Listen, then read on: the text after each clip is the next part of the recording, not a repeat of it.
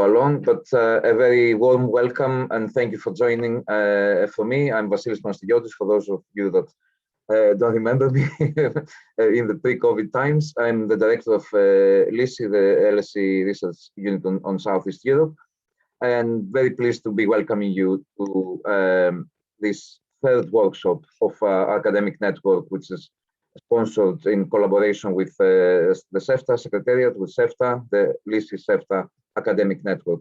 As I said, this is our third workshop, but of course it's our first online workshop in this endeavor, but we've done many online workshops. I'm sure all of you have seminars, workshops, meetings over Zoom, so we're all very used to that. That said, I hope that our next workshop that won't be too far away, and it would be in person, hopefully in the region, where we can all meet and not only interact through during the sessions, but also interact through our coffee breaks and have the discussions, the interesting discussions that we had in the previous meetings.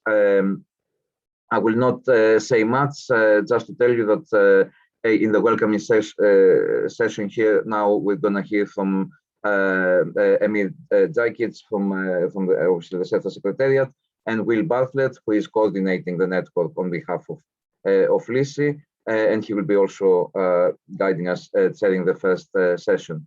From my side, all I have to say is that it's great to see, or to see at least the names of on my screen of many very good colleagues. I missed all the interaction, and we've been communicating very, very sparsely in the recent period, in the COVID period. But thanks to the support also of CEFTA, we are able to maintain the network, and we have made extended efforts to include more people, to broaden the thematic coverage of the network. So we'll also talk about the forthcoming activities of the network, but we're very much looking forward to continuing the collaboration and building on things we've done in the past, taking them further. I have to say inevitably that people may think that LSE, Britain, still relevant for Europe, for the Balkans, for the CEFTA region. We're still very much interested. We're still very much talking with the European Commission. We're still very much involved in policy making from our side. So we very much hope that we can be this conduit as we have been in the past, not only for academic research per se, but also for capacity building, evidence-based policy, policy informing research and dissemination. So this is part of what we do, and this event fits into that. A very warm welcome to all the participants.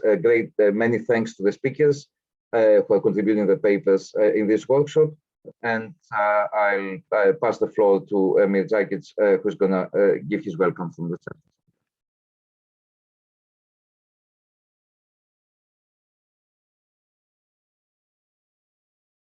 Okay, Emir, the floor is yours. I'm sorry, it doesn't go very well with the technology on my part. Thank you, Vassilis. I'm glad that we are participating and continuing our cooperation, which we hope will be even more fruitful in the next period.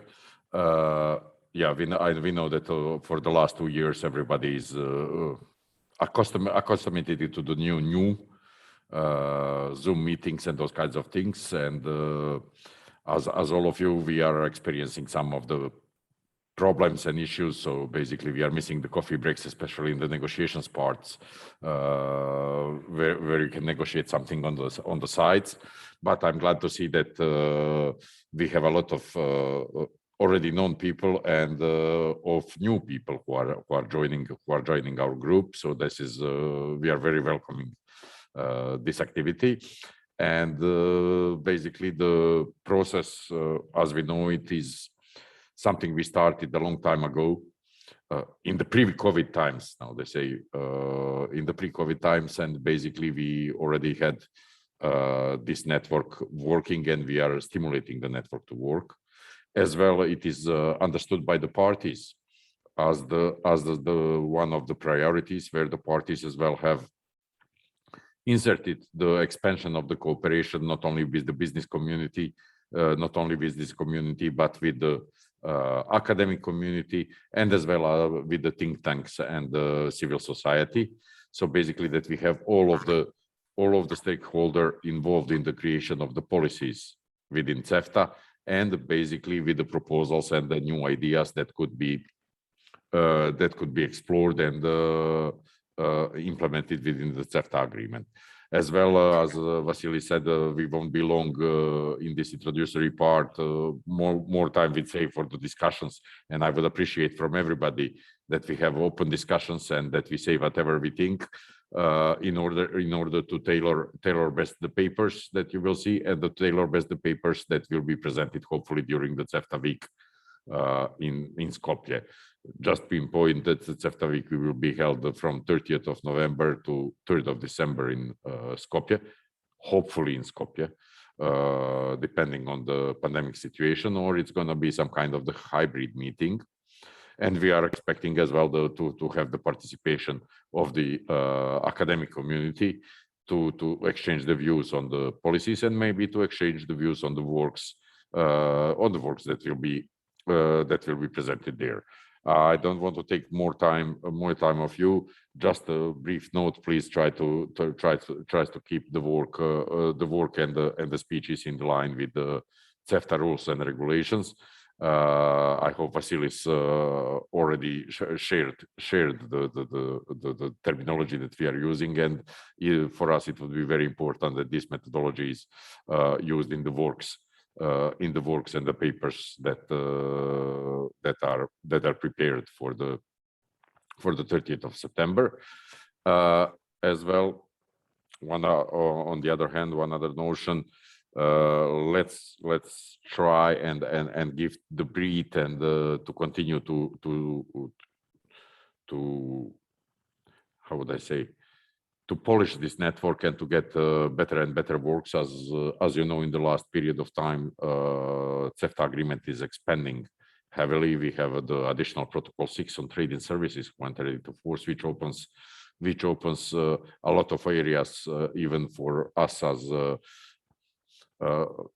people who are trying to negotiate additional topics within the CEFTA, and as well it opens the fields. It opens the fields to the new areas of the research which we didn't have, let's say, 2 or 3 years ago, where we were not talking about the mutual recognition of the certificates in the some services sector. Professional qualifications were very little mentioned, and there are several other areas as of financial services that are opening and that could be very interesting for the future activities and on the research.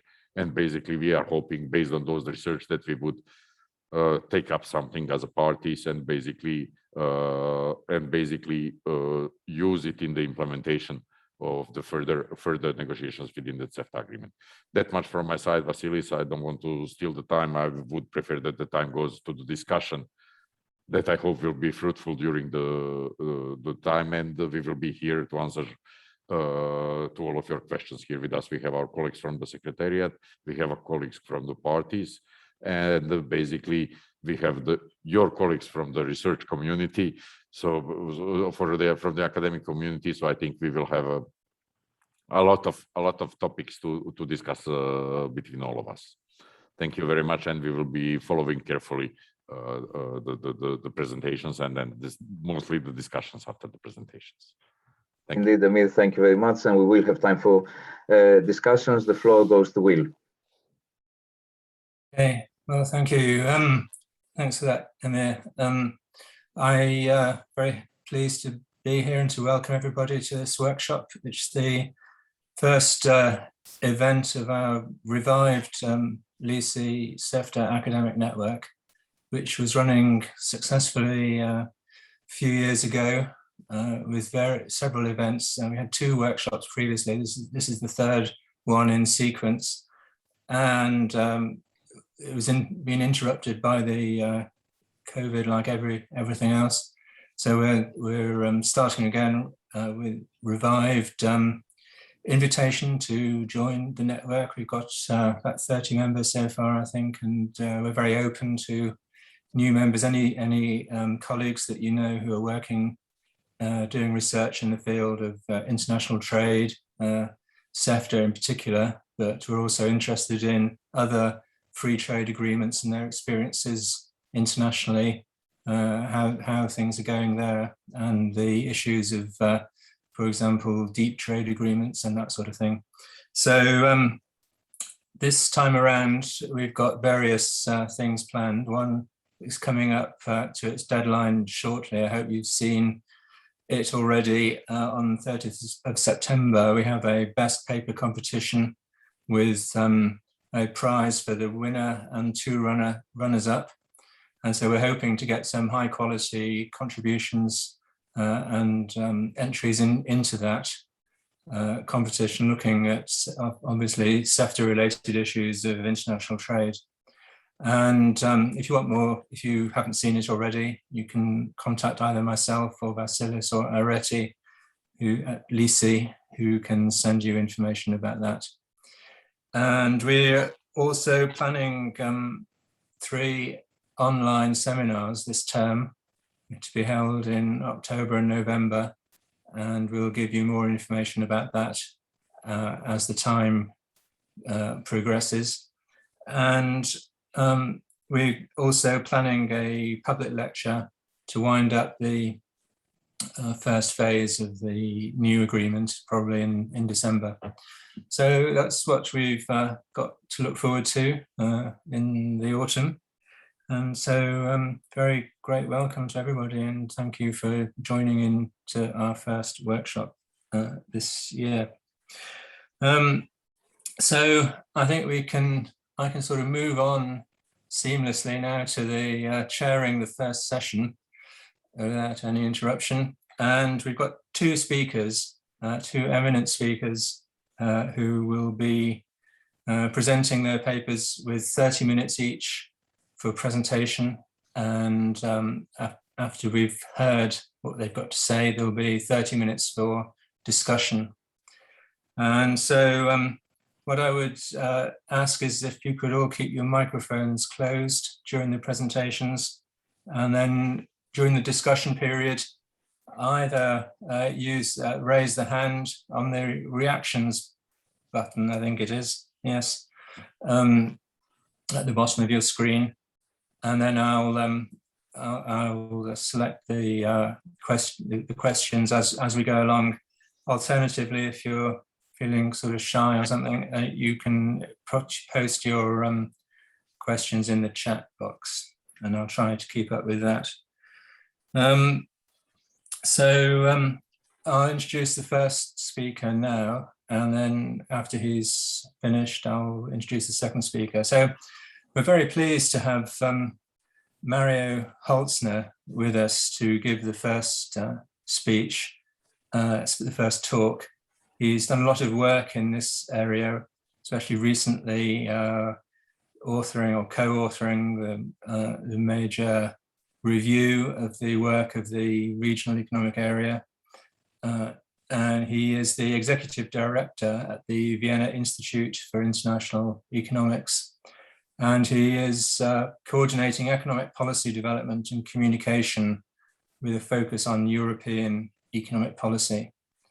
Interestingly, he's recently proposed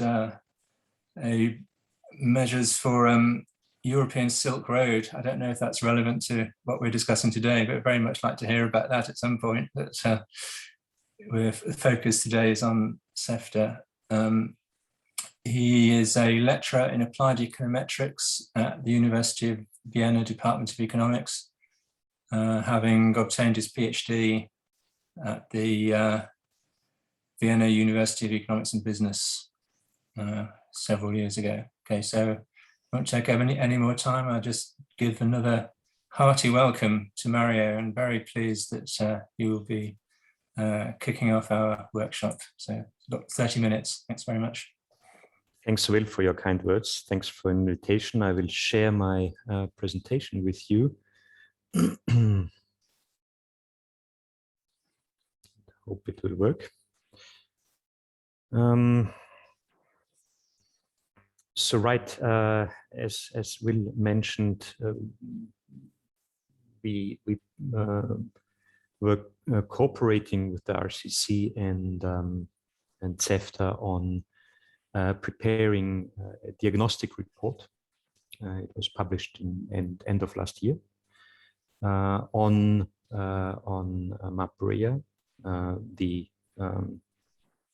as you probably all know, the multi-annual action plan on a regional economic area.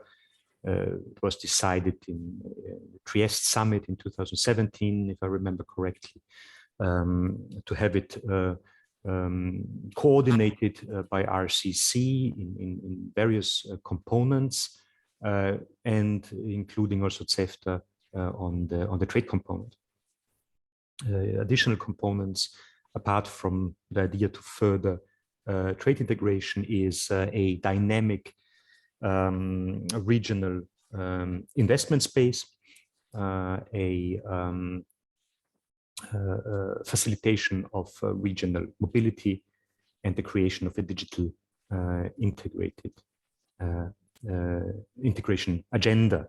So these are in a way these four components, and these were also these things which the issues we were analyzing in this report, as you can see here, with these four components, and looking at what the literature says, looking at what the official documents have been analyzing and mentioning about basically each single measure, objective, action, trying to find new additional indicators to be analyzed, making suggestions again on this very detailed level, and also say something about what could be done beyond MapREA and in the future, even including a few maybe out of the box blue sky projects, which I will mention. I probably can't go really into the details of each single action, so I will stay on a certain aggregate level. Say maybe also a little bit about the background idea behind the whole study,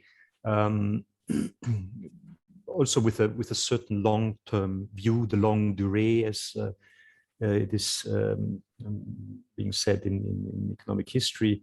We have here from the Medicine Project database data on GDP per capita purchasing power parities, and this is in percent of the Czech level, because Czech Republic is basically the most Western, most advanced economy of the wider region, and also geographically the most Western economy. So in a way, a benchmark economy. And here we see that actually there is a history of up and down, of convergence, divergence. The 80s and the 90s clearly were not very good period for the region. There has been some convergence in the 2010s, but obviously the level is much lower if we compare to the set of Southeast Europeans, economies that have joined the European Union over the last couple of years. Very interesting to see Romania, that really increased in GDP per capita from a level comparable to that one found in the Western Balkans to a level that is even higher than Croatia today. Unfortunately, geography matters for growth and for economic development. That is an old story. There are ways to do something about it, like having very good transport infrastructure and so on. And there is also something you can come closer to the centers of economic development, of capital, of innovation, and so on, by decreasing the institutional distance, so to speak, and being part of a bigger market. So integration also matters. And here we have on the vertical axis the distance of each capital to Frankfurt, to, in a way, the economic center of Western Europe, if you wish, at least the western parts of the EU. And on the horizontal axis, again, GDP per capita, purchasing power parities, and there is quite a clear linear relationship. Note, however, the different colors are related to EU accession status. Bulgaria and Romania are somewhat different. So given their distance, they should have a much lower level of income. But the difference really being that they have, they came closer to Western Europe basically by joining the Union, one can say. And the same holds true if you look at FDI, for instance, which really is the basis for joining the club, and still in a way the only growth model available to the wider region. However, we are not sure whether in the future this will be really the only growth model, whether foreign direct investments will be the only source of medium to long-term growth. Human capital issues are getting more and more important in the presence of the digital economy. So maybe a new growth model is needed actually, but how can we achieve that without the region's youth? We have a history of long-term mass immigration. In this figure, you can see the outward migrant stock in percent of the domestic population, and that is about a third, which is really massive, even compared to other parts of Southeastern Europe, which also have had experienced mass immigration. There are pockets of tech boom, like in Belgrade and in other cities, but overall, there is still a low readiness for digital economy, which otherwise would be a possibility to leapfrog, to overcome maybe certain elements of industrialization and immediately go into a digital economy. So this is the Network Readiness Index, where our country, our parties are doing not that well compared to comparators here on the right-hand side. And it is indicative, I would say, that they are persistent, though one has to say diminishing lack of export capacities. We have here the trade balance on both goods and services. And this should be in percent of GDP. We see still double-digit negative trade balances, while those countries that joined the European Union have more or less a balanced trade balance over the last, let's say, decade. So things are improving on the external front, but still not good, not really that great, one has to say. I will show for each of the components also this type of progress reports from recent years, typically 18, 19. And there are different chapters, if you wish, subcomponents. And I have to say that in the digital part, it almost everywhere looks quite good. Progress has been made in various fields, particularly if you think about coordination of roaming policies, for instance. This is really something also very visible to local population. Still, we have to say that, for instance, if you look at an indicator like e-government activities or involvement of people in e-government activities, the situation is not that great, although not very different, let's say, to Southeast Europeans that already joined the European Union. Slovenia is certainly very different. looking at regional mobility and removing obstacles to it. We have been observing over the last years rather limited improvement in different objectives that I mentioned here. In fact, removal of obstacles to recognition of professional qualifications, we see even a backsliding over the years, or in other cases, only slight improvements or stagnation. So there certainly one could do more.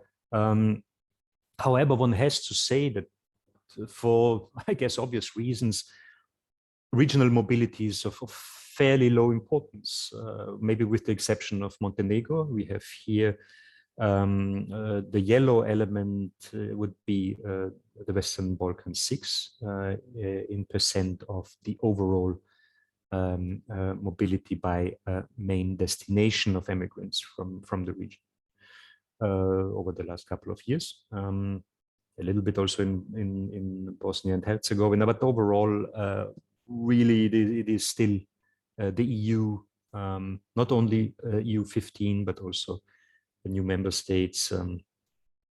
Yeah, this is important, partly even outside the country. Australia, for instance, for Macedonians. If you look at the regional investment reform agenda, there has been quite marked progress. 5 is the top score in these scalings, and there is a regional investment reform agenda really available. Unfortunately, where we see still weaknesses, for instance, in this number 4 chapter, where the promotion of the region as a unique investment destination has not really improved over the last couple of years. But overall, we see some improvement also in the whole agenda on investment. And one has to say the region has recently attracted quite some FDI. Maybe not all countries, but this is the invert FDI stock as a share of GDP. It is not that different to some of the Southeast European EU member states. And particularly, for instance, if the purple diamond is the average of an earlier period, so if it is below the bars, you see that there was quite some progress over the last couple of years, and this is true for Serbia, particularly also for Albania, a little bit also for Macedonia, for instance, and Kosovo, and maybe a bit less so for Montenegro, but in Bosnia, but in case of Montenegro, from a very high level already. And so there is some progress in investment, and one can observe actually that also at least some of the parties are becoming part of the global value chains. We have here as an indicator the exports of intermediate goods in percent of GDP. And here we clearly see a massive improvement in Serbia, in Northern Macedonia, also in Bosnia and Herzegovina. The other parties aren't doing that well, but here the 3 I mentioned before really something like a becoming industrial backbone of the region, and yeah, comparable to others in Southeast Europe, or even doing partly better. And looking at the progress made in the regional trade policy areas, there is also steady progress, I would say, in basically all areas: facilitation of free trading goods, harmonization of CEFTA markets with the EU, creating non-tariff measures, free region, and the facilitation of free trade in services. So these are these chapters that are in this component relevant. However, on the other hand, one has to say that overall, intra-CEFTA trade has still a rather low share and fairly weak dynamics. So we see that in 2017 and partly 2018, there was quite some growth of intra-CEFTA merchandise exports. But more recently, it really even turned in some cases negative. So, so it's a mixed picture. Overall trade increased, so destinations, particularly to Europe, to the EU, fared fairly well more recently, which is, I mean, overall not a bad result. But for a number of reasons, I will also mention later on. Obviously, it's difficult to really increase CEFTA trade, particularly given the small size of the regional market. There is also room for improvement in regional services trade. It also basically declined almost everywhere over the last couple of years. This is services exports to CEFTA in percent of total services exports. And here I would like then to move on to another study that we prepared for the Bertelsmann Stiftung a bit earlier last year, where we tried to evaluate the regional economic cooperation initiatives from the very beginning, right after the wars in the Western Balkans. We have, apart from this report together with the Bertelsmann Stiftung, a background report, which is more technical, a lot of econometrics published as a WIW research report. And out of that, we were able to publish a journal article version in Eastern European economics more recently. And there are some, I think, interesting results that are also mentioned more generally in the diagnostic report for RCC and CEFTA. But this comes from our journal version, and regression results on exports, and with a look on the institutional, in a way, free trade agreements that were done, and things that relate to the EU are obviously very important. The Stabilization and Association Agreements, SAA, which were already a big chunk of all the profits gained from the bigger market were included. And then obviously the EU dummy variable that also works very well in all the specifications. But then looking at other generally at free trade agreements, but then more specifically also into CEFTA, which is positive and does well. But still, given all the things that relate to the union, the effect is obviously must be smaller. And it is now very interesting if we exclude single parties from the sample. Okay, and if you observe the CEFTA coefficient, it really increases extremely if you take out Serbia. So Serbia, in the period of observation, was increasing very much trade with the European Union because it also became target of important industrial foreign direct investment, becoming part of the global value chains, or at least Central European value chains, also with regard to automotive industry and so on. So it's interesting to see that the CEFTA agreement had particular impact on all countries except the biggest country of biggest party, of the region. And this is, I think, quite an interesting observation, and tells us also something about the importance of I think the EU market overall. And in a way, from this research, we have conclusions and policy recommendations, which basically evolve from the observation that the region itself has only about half of the Greek GDP, or about the same GDP as Slovak Republic.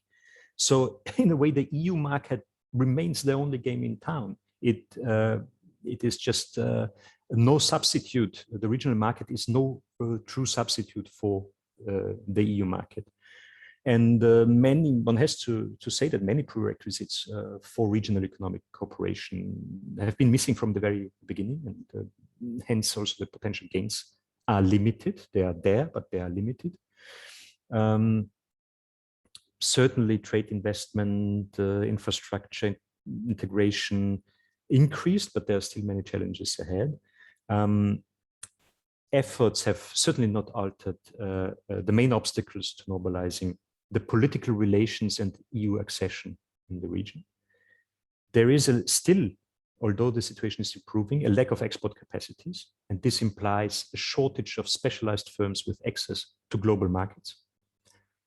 And nevertheless, it is still useful for the region to improve the political and economic ties within the region.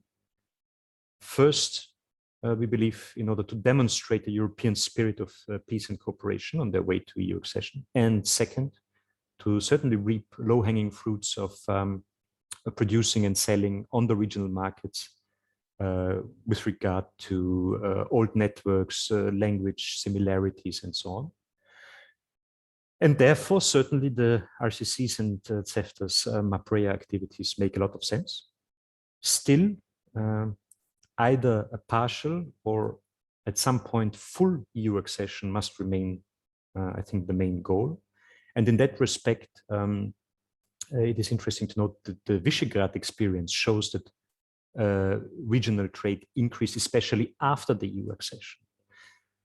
And apart from these policy recommendations, we also made clear in the diagnostic report that we would, and this also reflects issues that were raised in the Bertelsmann report, that we would suggest that the parties, CEFTA parties, would become, so to speak, should access the EU common market without necessarily becoming EU members in the first stage. So some sort of an intermediate regime, as we don't know yet whether the parties will ever become members of the European Union. At least one thing we know, they will not become in the short to medium term members of the European Union, and hence maybe some sort of an intermediate accession to the common market would be an issue. And apart from the dozens of single recommendations that we made in the diagnostic report, there is also a bit of a crazy blue sky suggestion of a so-called BODI, Big Open Data Initiative. The parties could maybe have one big space for big and open data, learn from the experience of Estonia, also learn a bit from the very liberal approach that China has with big data, be a laboratory for firms from the EU with regard to big data. That could be a game changer. I know it's awfully difficult, and maybe also from an ethical point of view, there are a lot of problematic issues, but it could be a leapfrogging element in the digital sphere, where we really would hope that the region, with all the knowledge, with all the STEM capacities, still some very good mathematical schools and so on, could make a difference. So let me stop here, and thank you very much for your attention, and yeah, looking forward to our later discussion. Okay, thanks very much, Mario, for that excellent introduction to our workshop, and many issues raised, and very comprehensive tour of the all the different issues relevant to the regional economic area and to CEFTA. I think it moves on quite smoothly to the next presentation, which is going to focus on this issue of the balance between regional integration and EU integration, which is going to be presented by Dr. Goran Nikolic, who's a senior research associate at the Institute for European Studies in Belgrade. And he graduated from the Faculty of Economics of the University of Belgrade and gained his PhD on structural adjustment of Serbia's exports to import demands of the EU in 2009. His main research topics are the analysis of the structure of Serbian foreign trade and the influence of European integration on trade flows of Serbia and the Western Balkan countries. He has worked at the Serbian Chamber of Commerce in the 2000s and was there working on various topics, but particularly as an analyst regarding issues related to the functioning of CEFTA. So I think this is very relevant experience, and very much looking forward to what Goran has to say. We'll move straight on to this next presentation, which will also be for 30 minutes, and then we'll take both papers together for discussion, since they're related to each other, looking at similar sorts of issues. So, okay, Goran, I hope your mic is working well now, and I'll pass over to you for your talk. Thank you.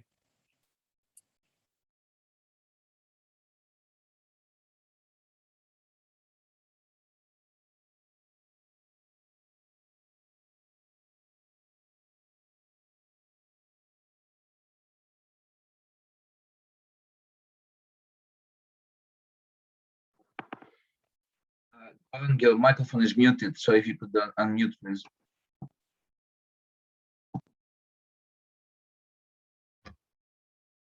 Is now okay? Is now everything okay?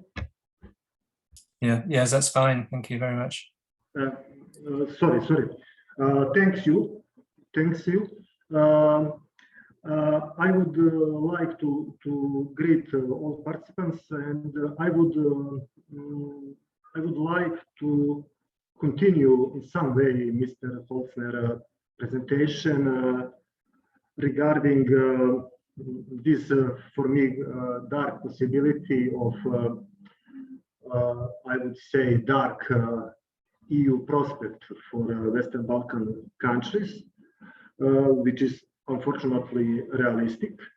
And because of that, I would begin with official statement at the last meeting of the three leaders of Albania, North Macedonia, and Serbia in the Skopje, and at the end of July. And what we have seen is the three parties want to show that they can do things alone, even without EU help. It is so-called Open Balkan Initiative, or mini Schengen area, and hope of these leaders, and generally not only them, is that the more harmonized standards and faster border crossing for goods and people would open new markets for business and foster cross-border trade. Reportedly, from January 2023, no one would be stopped from Tirana to Belgrade. There are some optimistic projections by the World Bank that 6 participating countries would save up to 2.7 billion euros yearly. I'm very skeptical about this in similar analysis and generally about any prospect out of EU. And I will in the next slide try to show why I'm so skeptical. First, we have a lack of empirical studies analyzing trade between Western Balkan economies, and because of that, I think that any efforts to go to enhance the cooperation, including even customs union, but customs union is very tricky term because we have customs union, for example, between Turkey and the European Union, and we know that it doesn't have some big meaning. But anyway, I try to analyze this question, and my efforts are basically directed to my sphere of scientific interest. It is a structure, that is quality of exports and imports, merchandise exports and imports, as the main aspect of economic relation, especially of countries at a relatively low level of economic development. And what is point is that analyzing bilateral trade flow, merchandise imports and export between these six economies, we can see is there a possibility for improvement, and by that is there some, for example, form of customs union makes sense. Sorry, I can.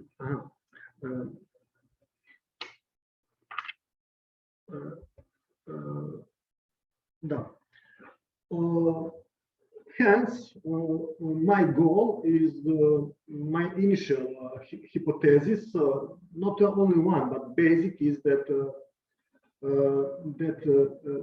to show that further intensification of trade and economic integration among the six economies of the Western Balkans doesn't make sense, and of course, especially in comparison with much stronger significance of the EU for every of these six economies.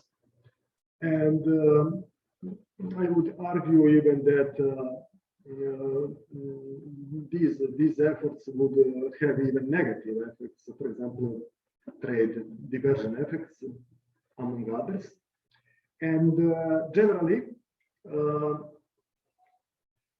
there are basically four hypotheses, and but I would say that to simplify the matter, it is about what if some countries are,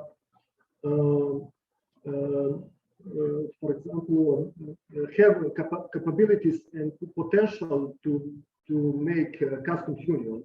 And if it is the case, what we would have, we would have that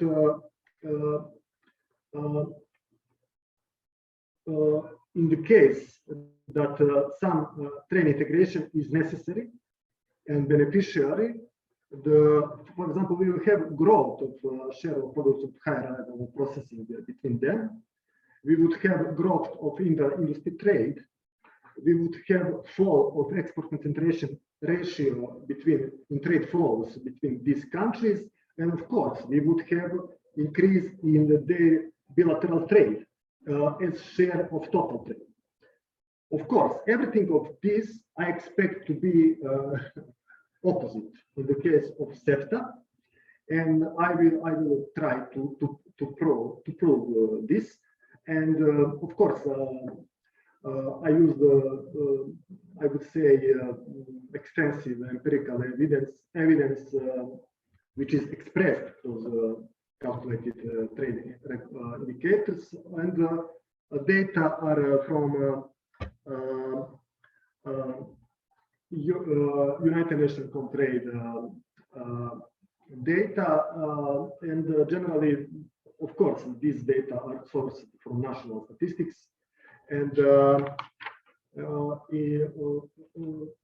I would say that very usage of so highly disaggregated product level data is some contribution. I would say because it was at 3-digit standard international trade classification level, it was it is relatively tricky to do with so big a number of merchandise groups, 261. I would only say something about reference studies. Among other, it was Mrs. Toshevska-Trpchevska and others. And generally, these authors make a big job.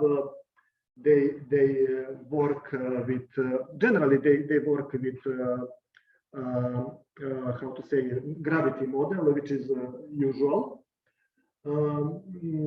And what is different in my research effort is to work with structural change. And if we analyze, among others, these three studies which are cited and many others, we could see similar conclusion, which is expected, of course, and it is that first factor influencing trade among these countries, of course, is size of some economy, cultural factors, especially language, legacy of former Yugoslav markets, but also we have negative factors in the especially having in mind the non-tariff barriers and post-war negative experience. I would begin with something that is the easiest part of my research. It is decrease in the significance of the trade flows among this country, and this analysis is very simple. We use the values of export and import between those countries, CEFTA without Moldova, and we compared these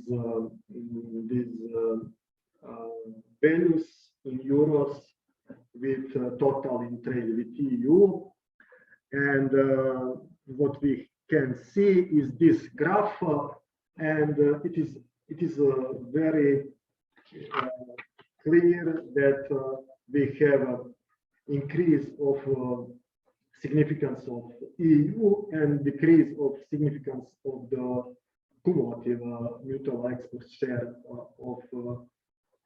for any of these countries in cumulative way. We can see in the next graphics that it is not case, of course, for any country, and if even we have a mainly decreasing share of mutual export, it was not case for any country, and it is the same with the imports, bilateral imports between those countries. But generally it was the case. I will only say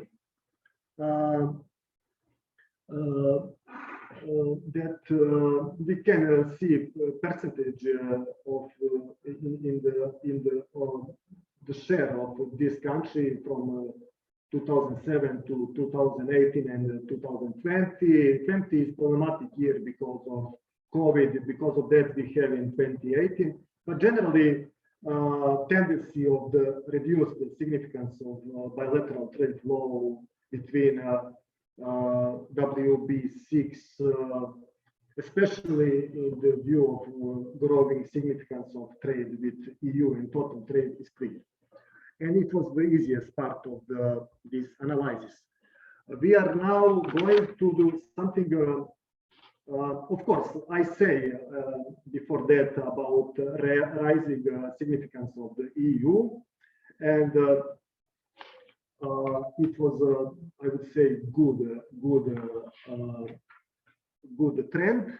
And now we are going to the most important part of this study, and it is about change in the structure, that is quality of the mutual Western Balkans export and imports. And in this part of the study, I used for classification, and it is about classification which are used by some referent authors and organization like UNCTAD, like Meyer and Wood, like Mukasey, and basically it is about taking all merchandise groups, 261 of them, extracted from them some merchandise groups which can be regarded as more sophisticated than others, and comparing cumulative share of this merchandise group in total export and import of those countries. Basically, to simplify matter, it is basically about merchandise group belonging to sector 5 and 7, chemicals and transport devices and machinery. But to be a little more precise and not going in every of these groups, I would if we have time, we can, because it's my obsession in the last 20 years. But generally, it is about chemicals, machinery, cars, aircraft, instruments, and of course, some others national groups. And they are generally classified as skill-intensive, technology high, with relatively with medium and high technology level. And what is point is that these achieved level of share of these merchandise groups together is used as proxy for the level of export sophistication, and it was used by many authors, as I say. And what we can see is this table. I would say very, very complicated, of course. And but what is problem with these tables is that it is tricky to analyze these results, because in exactly 28 of 56 cases, we have one kind of results which are pushing for our hypothesis. In the second half, we have other kind of results pushing for a negative response, and it is very tricky to analyze, because it was even funny to find exactly half cases proving hypothesis and half not. But I would say that what is important is to see export bilateral trade flows, export and import between those countries in the wider context. And it is we have three levels of this wider context. It is their export and imports with EU, their total export and imports, and the worldwide trends regarding the same categories. And I have data about this in the annex. We can see annex in the presentation. And generally, I would say that given the improvement of export structure, not only worldwide, but also when export to the EU or total export of those same parties is concerned, that trade structures and their tendencies in the observed period, of course, trade structures among WB6 can be seen as not favorable. And it is of course tricky. It was not so straightforward, but I would say that this hypothesis can be proved. It was not so easy with the second hypothesis, and it is about export concentration. And I would say that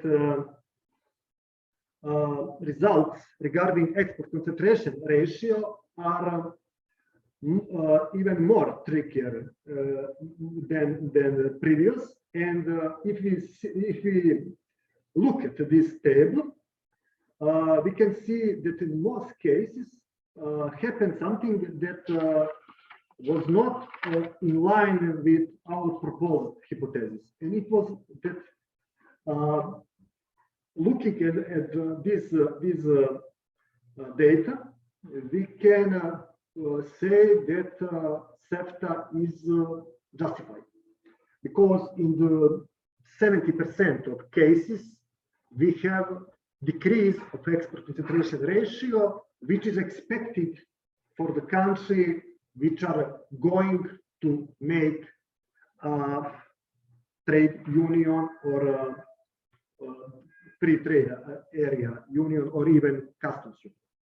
Of course, I would again go to be a little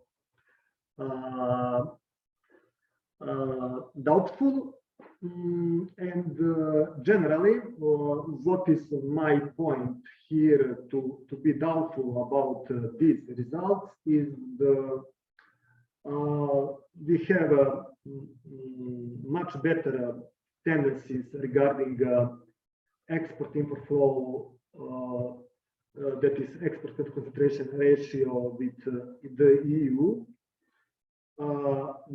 when it comes to the total export and import of this country. It was also we have a lower export concentration ratio and a better tendency in the same period, and it can be seen also in annex. And of course, we have worldwide tendency of this indicator. Also, of course, from the Second World War, we have decreasing export decreasing export concentration, meaning increasing sophistication of export. And I would say that my hypothesis about CEFTA about not need for enhancing mutual cooperation among WB6 is in this case is very questionable, and I would say, but I would be very, very cautious in this case, that my hypothesis I would say can be accepted with big dose of reservation regarding this hypothesis, because it is very tricky because of the results. It was not case when we came to the intra-industry trade, and we can see that one negative trend of fall of intra-industry trade can be detected in the observed period, and it is almost case in all observed trade flows between those countries. And I would add in this case that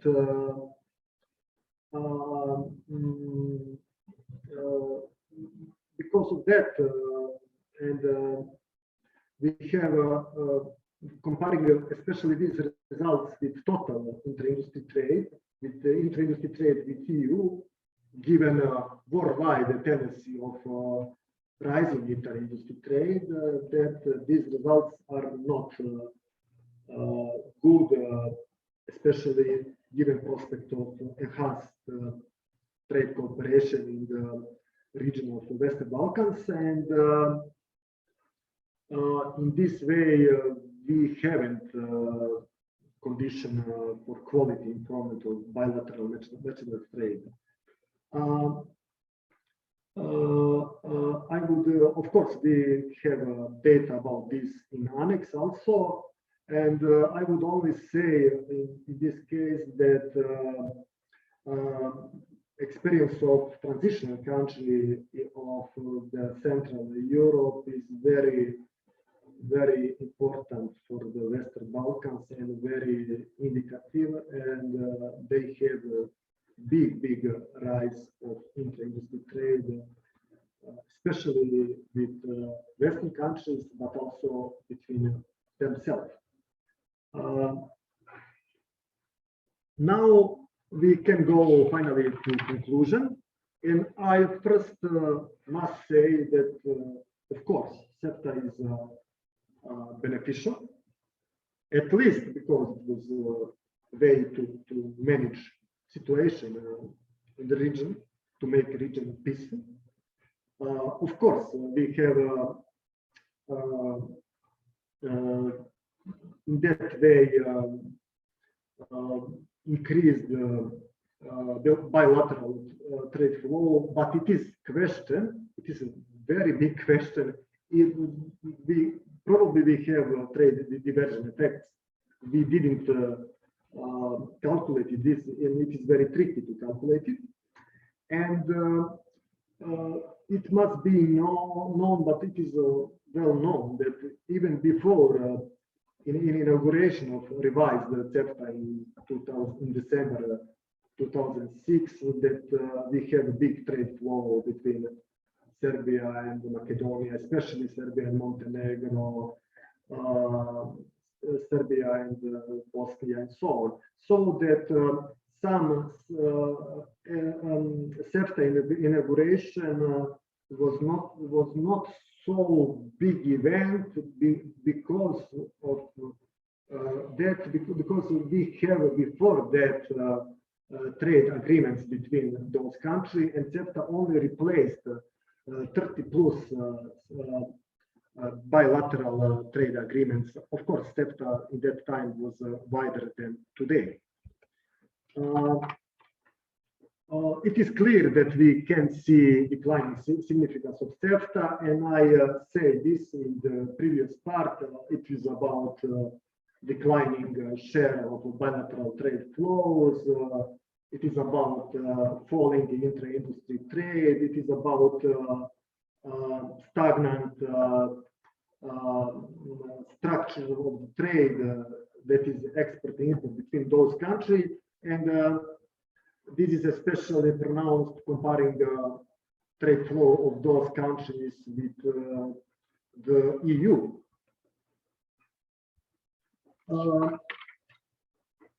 My stance is clear. There is no solid reason to pursue policies for strengthening mutual economic ties in the Western Balkans, especially given the prospect of EU integration, which I am hoping is not dead, and which is from the vital economic and political significance for all these economies. And these findings are in line with many studies. I would only notice here a paper done by World Bank 2017 or European Commission in 2018. Finally, even assuming that results of this study are showing different reality, positive reality for CEFTA.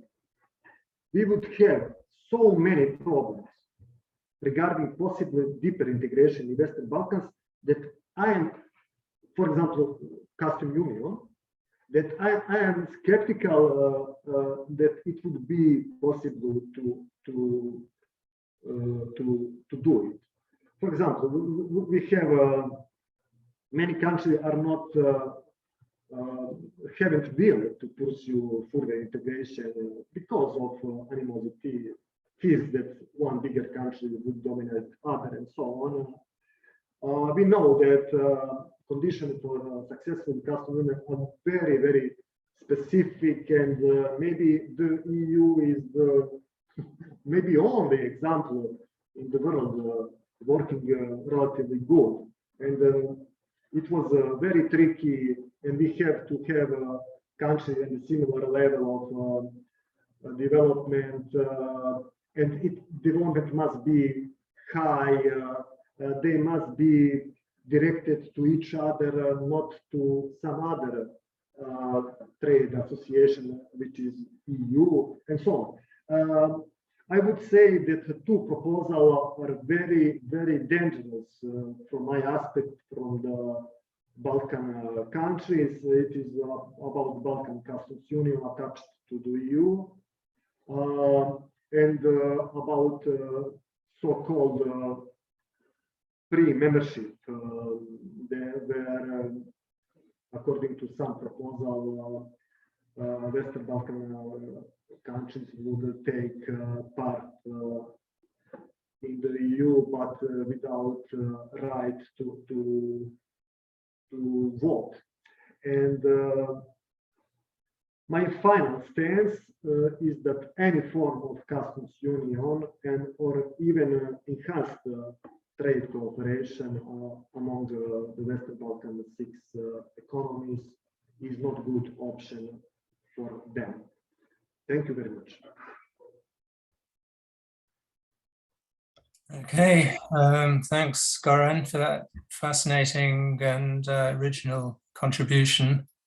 I think the two papers are covering sort of similar ground in many ways, with some focus on the strengths of the CEFTA and regional integration, and some focus on the difficulties and the problems involved in that, and especially in the contrast with the EU, which, as both speakers emphasized, is a much greater magnet for policy regarding trade and integration and foreign investment, all those things. So while you're just gathering your thoughts, I just point out a few highlights that I took from the papers. In Mario's paper, just to remind you, is looking at quite a wide range of issues and noting some progress in some areas and some lack of progress or backsliding in others. For example, progress in digital agenda, but backsliding in the removal of obstacles to professional qualifications. Mario observed the increase in attention to global value chains and the increase in the export of intermediate goods, but that's basically with the EU, whereas Goran is pointing out that there's a decrease in intermediate goods trade within CEFTA. So there's two different aspects of that, but I think the overall picture that the authors are painting, the overall conclusions from the same sort of data, are very different. And Goran is saying that while trade with the EU is increasing as a share, and the trade of CEFTA is increasing as a share of total exports, this is sort of a negative aspect, that CEFTA is somehow not doing well because of that fall in the share of exports within the region. Whereas on the other hand, Mario is pointing to the positive aspect of trade within CEFTA, and his econometrics estimations show a positive coefficient on CEFTA with regard to exports. So CEFTA has created trade rather than reduced it. And I think the difference is one of definition and terminology. When you can have both a decrease in the share of total trade, but also at the same time an increase in the absolute amount of trade within the CEFTA region. I mean, Mario points to the fact that the potential gains from trade remain limited because of the small size of the CEFTA economies, which is undoubtedly true, but nevertheless, the potential gains are there and are to be sought through appropriate policies. And I think Goran points to a similar sort of thing, that the EU is going to become, especially if the accession process comes to a conclusion, which is questionable, the EU will give a great benefit to a membership, will give a great boost to trade from the CEFTA countries. And from that point of view, should countries, should economies rather pursue CEFTA integration? Well, if CEFTA is not working well, I mean, my conclusion to be drawn from that would be that should introduce measures to make it work better, not that one should abandon the whole effort. And I think there are gains to be made, but we need to be realistic about the magnitude of those gains versus the gains from eventual EU membership. So anyway, they're my comments. I don't know if the speakers would like to just think about those. There are rather comments rather than questions. I've got one question in the pipeline from Vassilis, Monastiriotis. So I think I'll hand over to him to ask his question. Okay, thank you. Thank you, Will. Thanks both to Mario and Goran. These were very fascinating presentations. And as Will said, there's some sort of different type of prescriptions and observations in the two. But I want to focus on the last point that Mario made in the very concluding slide, where he said that after all, trade in the Visegrad 4 countries increased after accession. And I want to connect to Goran. I noticed that Goran is there.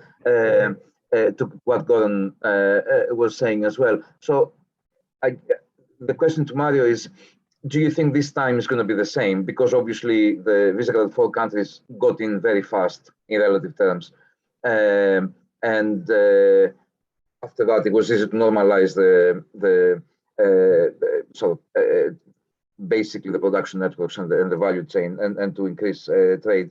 Whereas here we have a case where there's a lot of policy effort over a very prolonged period, and whether should we still expect that actually the optimal level of trade between the economies of the region, between the parties, is going to be achieved after accession, or have we somehow maximized? And that then links to Goran's presentation. So the inverse of that is, Goran, if we are, if we in a way sort of misdirect our efforts, our policy efforts, to increase trade within the region, when, as you say, looking at the structural indicators, the advantages and the benefits are not there from doing so. Would you then think that accession to the European Union becomes this kind of structural break point where the structures can change, and we should see, even on the normative side, but definitely on the positive side, we should see more trade integration within the region after accession? So different types of the same question for the two speakers. Thanks. Thanks, Vassilis. Perhaps Mario would like to respond first, and then Goran. Thank you very much. Yes, indeed, I'm very much convinced that also the Western Balkans regional trade will increase very much after EU accession only.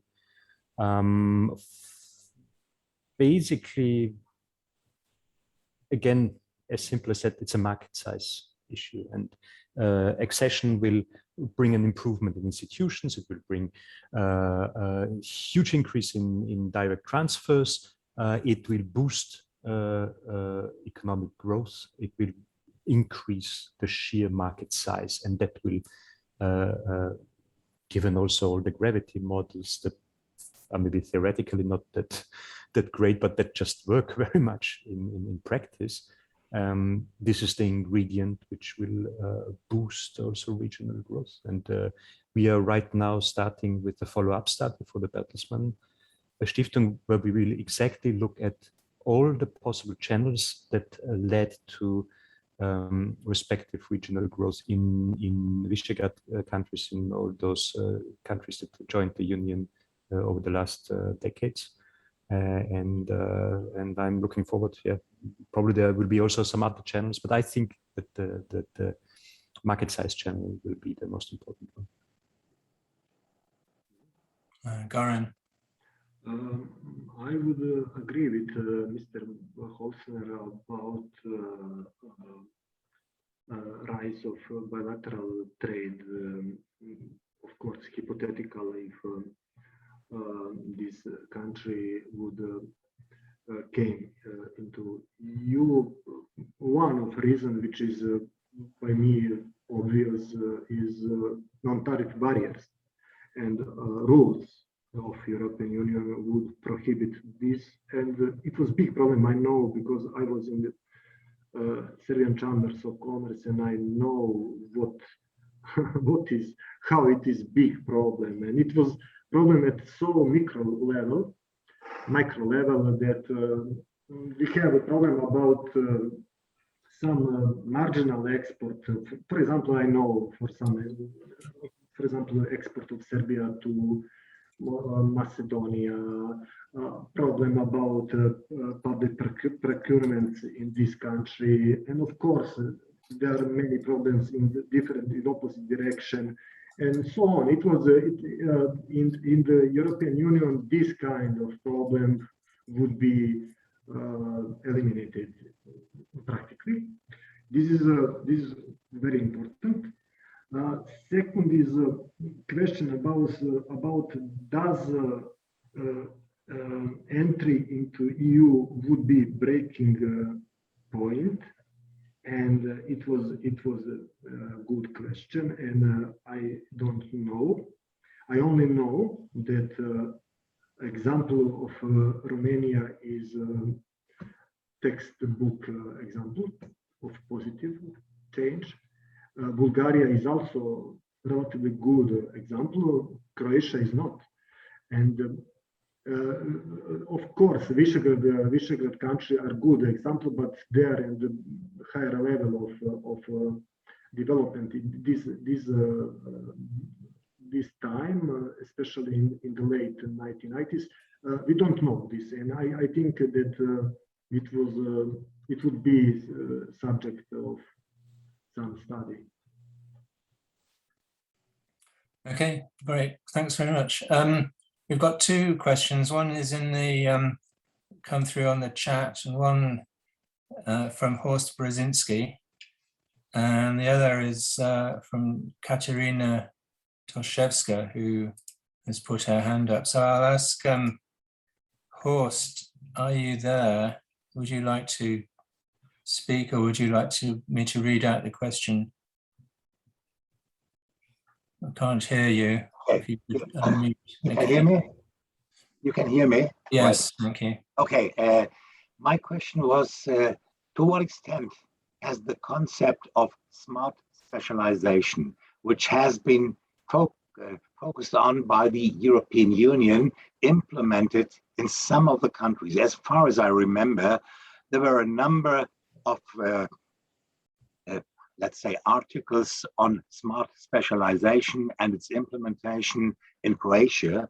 And I wonder to what extent this concept of smart specialization still plays a role in Western Balkan countries.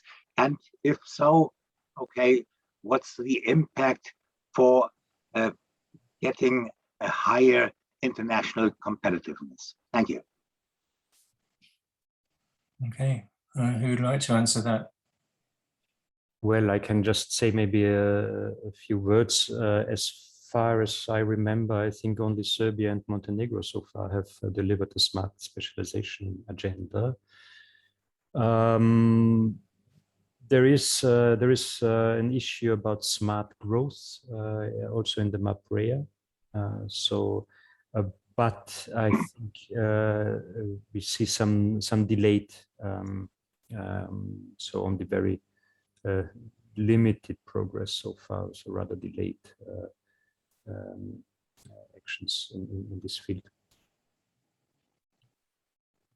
Okay, if I might, Goran, do you want to say anything? I believe Serbia has recently adopted smart specialization strategy. Is that right? But I'm not sure.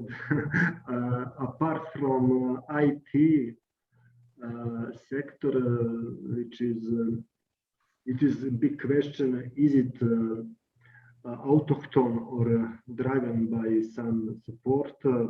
This question, but this is maybe a good example. And I would say that the general policy of Serbian governments is, I would say, good in the searching for investors and support it. I am totally maybe opposite to many economists in Serbia who are against this very privileged treatments of foreign investors, but I think it is only way for our country to attract investment. And I think that some policy of searching for investors, even we have in the Serbian government one man, which obligation is to solve on any everyday basis problems of foreign companies. And it is maybe reason why Serbia is relatively successful in attracting foreign direct investment. And I think having in mind our not good situation, that maybe it is only way. I'm not sure, of course, there is no study about this, but is my... Okay. We have quite a few hands raised. I think we're into the coffee break time now. I'll just take one question, quick question from Katarina Toshevska before we break for coffee, and then perhaps we can discuss it. If I may, we can perhaps continue after Katarina's question and take the other couple of questions, and people can make coffee on the side if they wish, and then we'll start maybe 5-10 minutes later for the next session to allow this discussion to continue. I think. Okay. You're suggesting we just take the questions without the answers? No, with the answers, yeah, but group the questions and then the speakers can answer for all the questions that we received, maybe. Okay, Katarina. Thank you. Thank you, Will. I would like to thank both presenters. I really loved the presentations. And as you said, they kind of came to the same results, but they interpret them differently. One is kind of positive, the other one is quite negative. I would really like to see the study that you have been doing, Goran, if you can send it to me. But the thing that caught my eye, because I raised my hand, is that I want to ask Mr. Mario Holzner, is about in the slides where you were showing, there was a saying that among the other countries, there were 3, Macedonia is among one of them, has quite a development into the global value chains. If you could elaborate more into this issue, because we kind of don't feel it like that in Macedonia. And it was a kind of surprising result that I have seen on your presentation. How did you measure this, that we are kind of moving forward into this issue, global value chains about Macedonia? Thank you. That's what I want. Mario, do you want to respond quickly to that? You're muted. Yes, I can respond quickly. We showed the data on exports of intermediate goods as a share of GDP. But there are also other indicators that particularly North Macedonia is from all the region the most involved in the global, or I would rather say Central European, or to be frankly, German value chain system. There is hardly any other export sector that had such a high export share also to Germany. I mean, Macedonia is again not a huge economy, and I mean most of the things are happening in and around Skopje. But that's also true for many of the others. To a certain extent, we are speaking maybe also of city economies and their surroundings, and there are a few important Macedonian exporters producing also for the German automotive cluster. And I think I know everyone from the region is extremely pessimistic about their own place, but I think there is some reason to be optimistic about North Macedonian involvement in global value chains. Okay, Goran, quickly. I would say something positive finally, and it is an example of Fiat in Serbia. This company exports car to the EU market, and its suppliers from Macedonia are specialized in the production of insulated electrical wiring. And it is one case only. I find this case, and it is funny, and it is that there is some cases, and it is not only one of positive, not only that these countries are in the European and global value chain, but it is a value chain between them in this case. Okay, I'll just take one more question from Dražen Derado. Could you just tell us who you are quickly and where you're speaking from? Thank you very much. Dražen Derado, University of Split, Croatia. I would like to thank you for giving me the opportunity to ask a question, and thanks to both presenters for the interesting presentations. I will try to be brief. Mario, you referred, I'm referring again to these value chains. Do you already know what is the structure of these value chains? I mean, are they on high end or low end of value added? And what do you estimate? What is their development potential? And can they be used in the future as a vehicle to close up the development gap of the countries in Western Balkans? Well, if I remember correctly, they are in the lower to medium end of the whole thing, which I mean is understandable. But if we especially look at the North Macedonian case, it's not only these electrical wire insulation things and so on. There is also something about the catalyst elements and so on. I mean, there are also things which give us hope that when this type of production will later on move then maybe to Turkey or to other places, that there will be that the players are already in there and will then maybe produce other things which are maybe a little bit more up the ladder. But we have a colleague of mine, Roman Stellinger, has been doing a very interesting job on calculating functional specialization indicators for all countries in the former communist world, and based on FDI greenfield investment, where we have information about the actual function. Because if we look at the NACE classification of industries, then everyone is almost becoming very similar to each other. Western Europe, Eastern Europe, you get a very, very similar structure.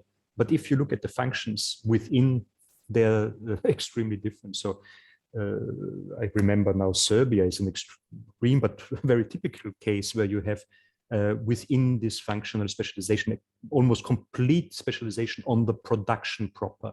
So missing out in headquarters function, R&D functions, but also in the post-production services functions. Well, the German structure is exactly the opposite. It's high on the beginning, at the end of the value chain, where you probably also have the highest value added creation. So this all is a problem for the wider region, and with robotization, one wonders whether any of that production needs to be done in the region at all, or maybe it can move back to Germany because there is anyway no exploitation of human workforce in some maybe not too distant future. So these are additional questions about the sustainability, obviously. I think the example you're referring to in Macedonia is Johnson Controls, which produces catalytic converters for the motor car industry throughout Europe, and produces about 15% of all North Macedonia's exports, I believe. And the question whether they will stay there or not is an open one, but recently they've made a choice between moving to Poland or staying in North Macedonia, and they chose the latter, so that's possibly positive. Anyway, we're well into the coffee break time now. I'll just take a final question from Emir Djikic before closing the session. So, Emir. You there? Unmute. I'm keep speaking to myself, and yeah, there as well. I have a lot of questions, but I'll use the opportunity to thanks to the both presenters for the presentations and for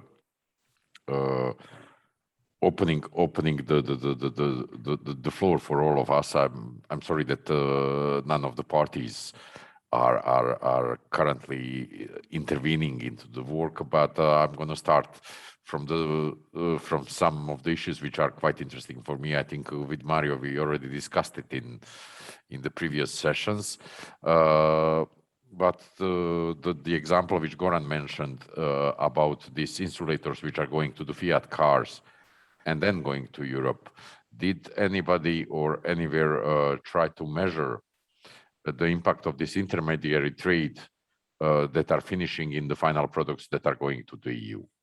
So basically, this could be something where the CEFTA and whole this improvement of the setup of 33 agreements is bringing something new, and this is the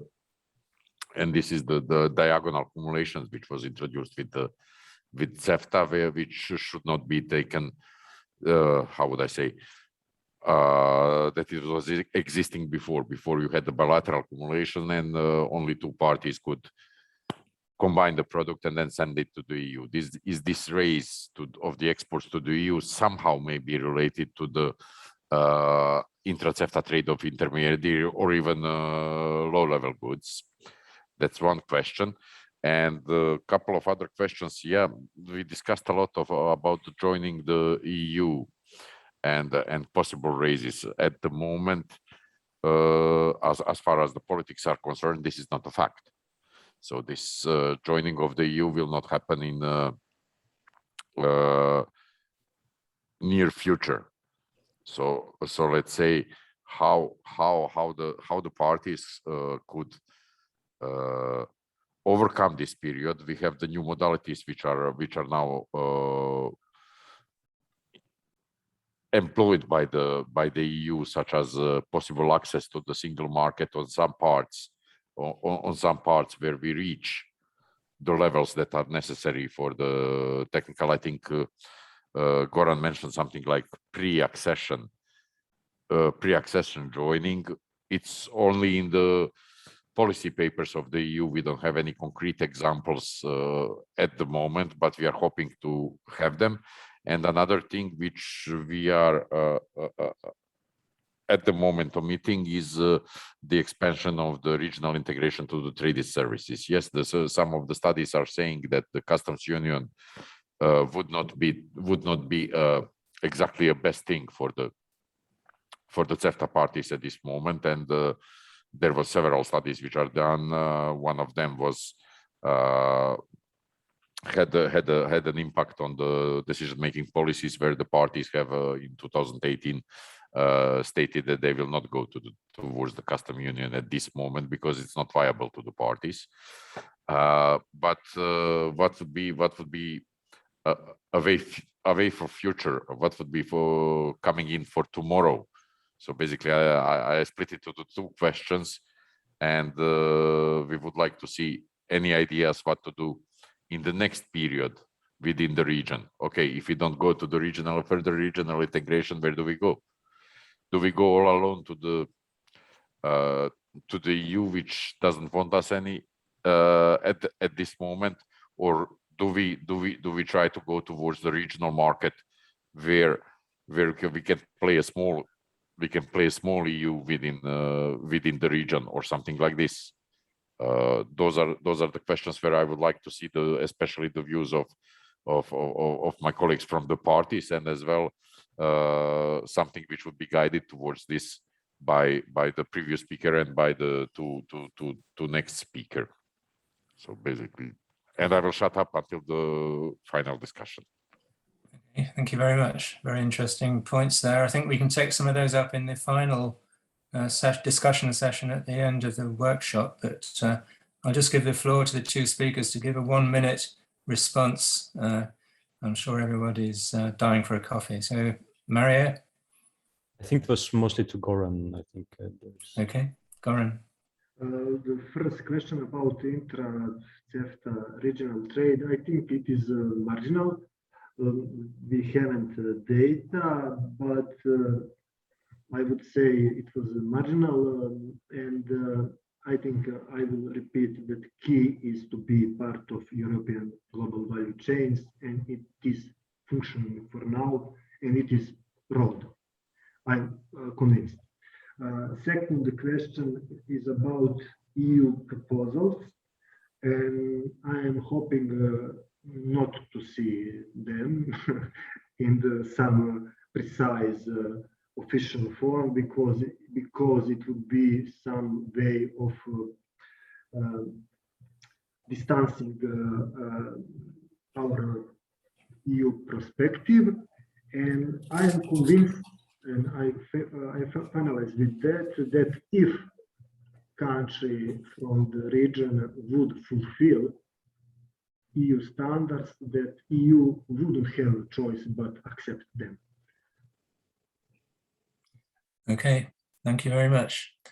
I'd like to thank both speakers for a fascinating presentation and stimulated a lot of discussion, and hope we'll have opportunity to take the discussions further in the future. Okay, so thank you very much. We've got 15-minute coffee break, and we'll meet back on screen at 3 o'clock UK time, 4 o'clock most of your time. Okay, thank you. Bye. See you soon.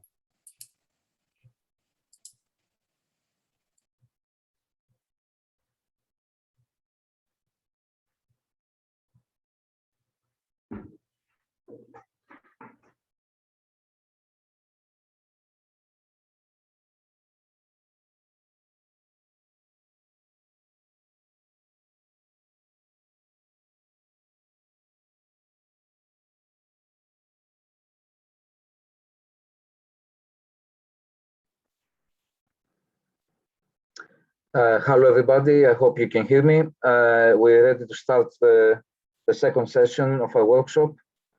I'll give it a couple of minutes just to make sure that everybody's back. They've all prepared their coffees, and we're ready for the continuing presentations for the workshop.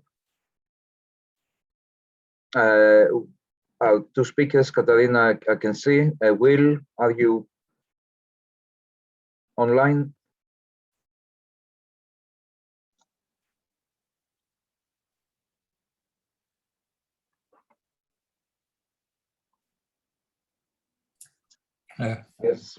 Yes, both there.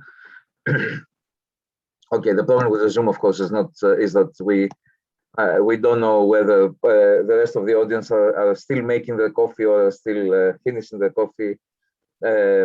But to everybody, if you want, you can stay muted if you don't mind, but you can open your cameras and you can share your your coffee mugs with us.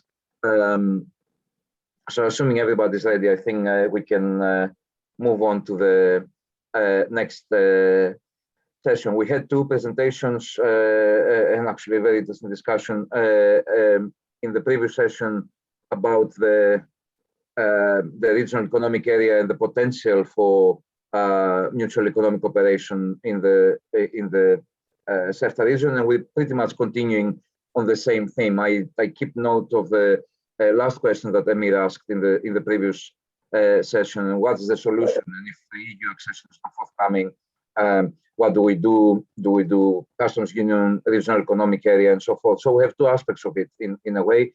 The first presentation by Katarina Toshevska is going to be on the an increasing trade integration through trade facilitation in CEFTA, so pretty much on the very, very important work that CEFTA has been doing all of these years to facilitate and to improve trade integration in the region. And then a presentation by Will Bartlett on barriers to backward spillovers from FDI, which relates then to the big idea about the regional economic area and the common regional market action plan, whether this can help. I'm sure you know both of our speakers very well. They've been around and they've been members of the network and leading figures in the network for a while. Katarina is associate professor at the University of St. Cyril and Methodius in Skopje in the chair of international trade, and she has done extensive work on trade facilitation, working both in academic with an academic guise, but also very much in policy, working with the WTO and other regional organizations in the Balkans. Will Bartlett is also a very, very well-known figure to all of you and an expert on the Balkans in many, many policy areas, but he is currently also deputy director at LSEE, so very happy to welcome him in this recently new position in relation to LSEE. But also, as many of you may know, he's also editor-in-chief for economic annals and located at the Faculty of Economics at the University of Belgrade. So both very well qualified to talk to us about the issues that we're addressing in this session. Just to let you know that after this session, we're not going to have a break. We're going to pass the floor to the contact points and start with a discussion about the papers, all four of the papers and the wider issues on CEFTA, with the contact points having the opportunity to present some, make some comments, present some views. I would like also to invite Emir to participate in this. So we will have questions and answers immediately after each of the papers, so as to facilitate the wider policy discussion immediately after this session. So with this quite complicated introduction, Katarina, I will pass the floor to you. If you can share your screen and you can start your presentation. You have 20 minutes for presentation, 10 minutes for Q&A. Okay, thank you very much. Is the screen visible? Just I need a confirmation. Okay, thank you. Thank you very much for the very nice introduction. I'm really enjoying this event now because I've been part of this network from the beginning, and those that are here know that I deal with these issues, with the trade facilitation issues. Some may find me boring, but probably I'm the one holding on to this, and probably I will continue in this regard. Unfortunately, I didn't prepare, or my presentation is not about certain research that we have done in this period, but it is touching upon the work that me and my colleagues have been doing in the last 5 or 6 years, how to say. And that's why actually in my first slide, I say, just check, yes. That's why actually I had the difficulty how to structure my presentation. And so I decided to put, instead of a structure of the presentation, put some questions that I will try to touch upon, because it was very difficult for me to prepare the presentation. You know, when you don't have just a single paper that you're elaborating, I was just, I wanted to reflect on this issue, and I would very much want to hold to the positive side on how to increase trade among these CEFTA parties.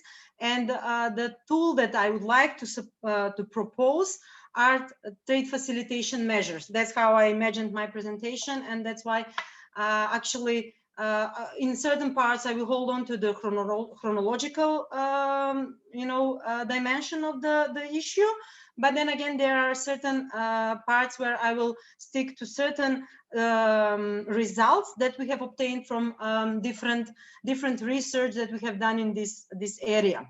So actually the question that I will try to answer and pose an answer and to reflect are, has CEFTA 2006 reached its potential to increase trade integration in the region?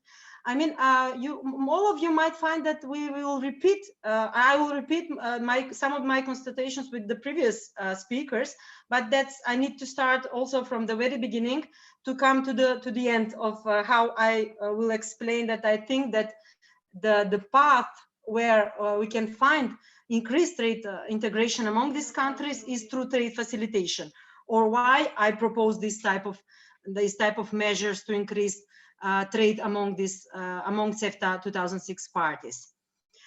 So that's why I will try to answer to the question, why is trade facilitation important for increasing trade integration in general and also among these countries. I would also reflect on the issue that there are maybe too many regional initiatives for increasing trade integration among CEFTA 2006 parties. So some might ask, what is going on? Are we creating a common market, customs union, regional trade area? What are we doing now here? And I'm also trying to reflect on this issue during my presentation. And actually, the last one would be, is really trade integration possible through trade facilitation? I would say yes, and I would give my answer through several studies that have shown that there are these type of measures, these customs and administrative measures that hinder trade, especially in this region of these small, very small Western Balkan countries, or if you want to say CEFTA 2006 parties. In certain parts, I will move quicker through the presentation because some of the facts are notorious and all members and the audience knows them, but I needed to put them in order to have the flow of the presentation. And so here is actually something that we all know that this regional integration is established as a free trade area. And since 2010, we have the full liberalization of industrial and agricultural goods. But the point is that actually we are 2021 now, so we have 11 years of full liberalization among the countries. And as our previous speakers have shown, we don't see increased trade among the countries or a certain kind of integration or even mutual trade flows that enable or influence positively on the GDP growth among these countries. So that's why I want to ask and try to find the answer. Why is this the situation here in these countries? Mostly the answer is in the other track, how to say, that all of these member countries have signed or enjoy the preferential access to the European Union. And that's why actually EU is the leading trade partner of all these CEFTA members. Almost 70% of the whole region export, or 70% of the export of all CEFTA 2006 countries goes to the European Union market. As previous speakers have mentioned, for example, for Macedonia, Germany is by far the most important trading partner. That is the situation for also other CEFTA members parties. Around 60% of all import in the region or in these CEFTA parties comes from the European Union. So this means that EU is by far the number one trading partner, and CEFTA is the second largest destination for the region. But even the situation gets even worse that in import, the report says that China is becoming the second largest source of import. So actually, the status of CEFTA in the import side is diminishing. So it means that the region or the countries are finding around different trading partners to trade instead of those that are very near to them, that they have strong economic ties, political ties, and historical or whatever. Actually, what I'm saying is confirmed into our latest study that me and my colleagues have done. It is also published for a certain conference. We were trying to find what are the determinants of bilateral trade flows of Macedonia. Unfortunately, I didn't use this whole paper to present the whole paper because it's only about Macedonia, but I'll give you the results now. So actually, a colleague of mine has made another gravity model to see why or which partners have the biggest significant influence over trade. And again, the results have shown that actually EU member states have higher significant influence over trade for Macedonia, while CEFTA membership or CEFTA parties has shown to be not to be significant for increasing Macedonia's trade, unfortunately. So these are the results that we have obtained from our latest study. It is also a published paper. If anybody is interested, he can see how we have done it. So all this confirms that actually something is going on, and what we have now is that CEFTA has reached its potential to increase trade among member parties. I know that these facts are probably notorious and most of the listeners know about them, but I must confirm them and I must start with them in order to elaborate later on the issue. Now I would like to refer to the part that I find important for increasing this trade integration among the countries, that is the field of trade facilitation. I'm not aware whether all our listeners or participants to the workshop are aware of this and how much I should elaborate into detail the issue of trade facilitation. Trade facilitation is not new issue. It used to be new, but now it's not new. We have the trade facilitation agreement signed and ratified and in place in the World Trade Organization, meaning that all WTO members should abide by this agreement. But the point is that we have, for example, in this CEFTA 2006 parties, three countries that are not WTO members, so they are not obliged to abide by those rules.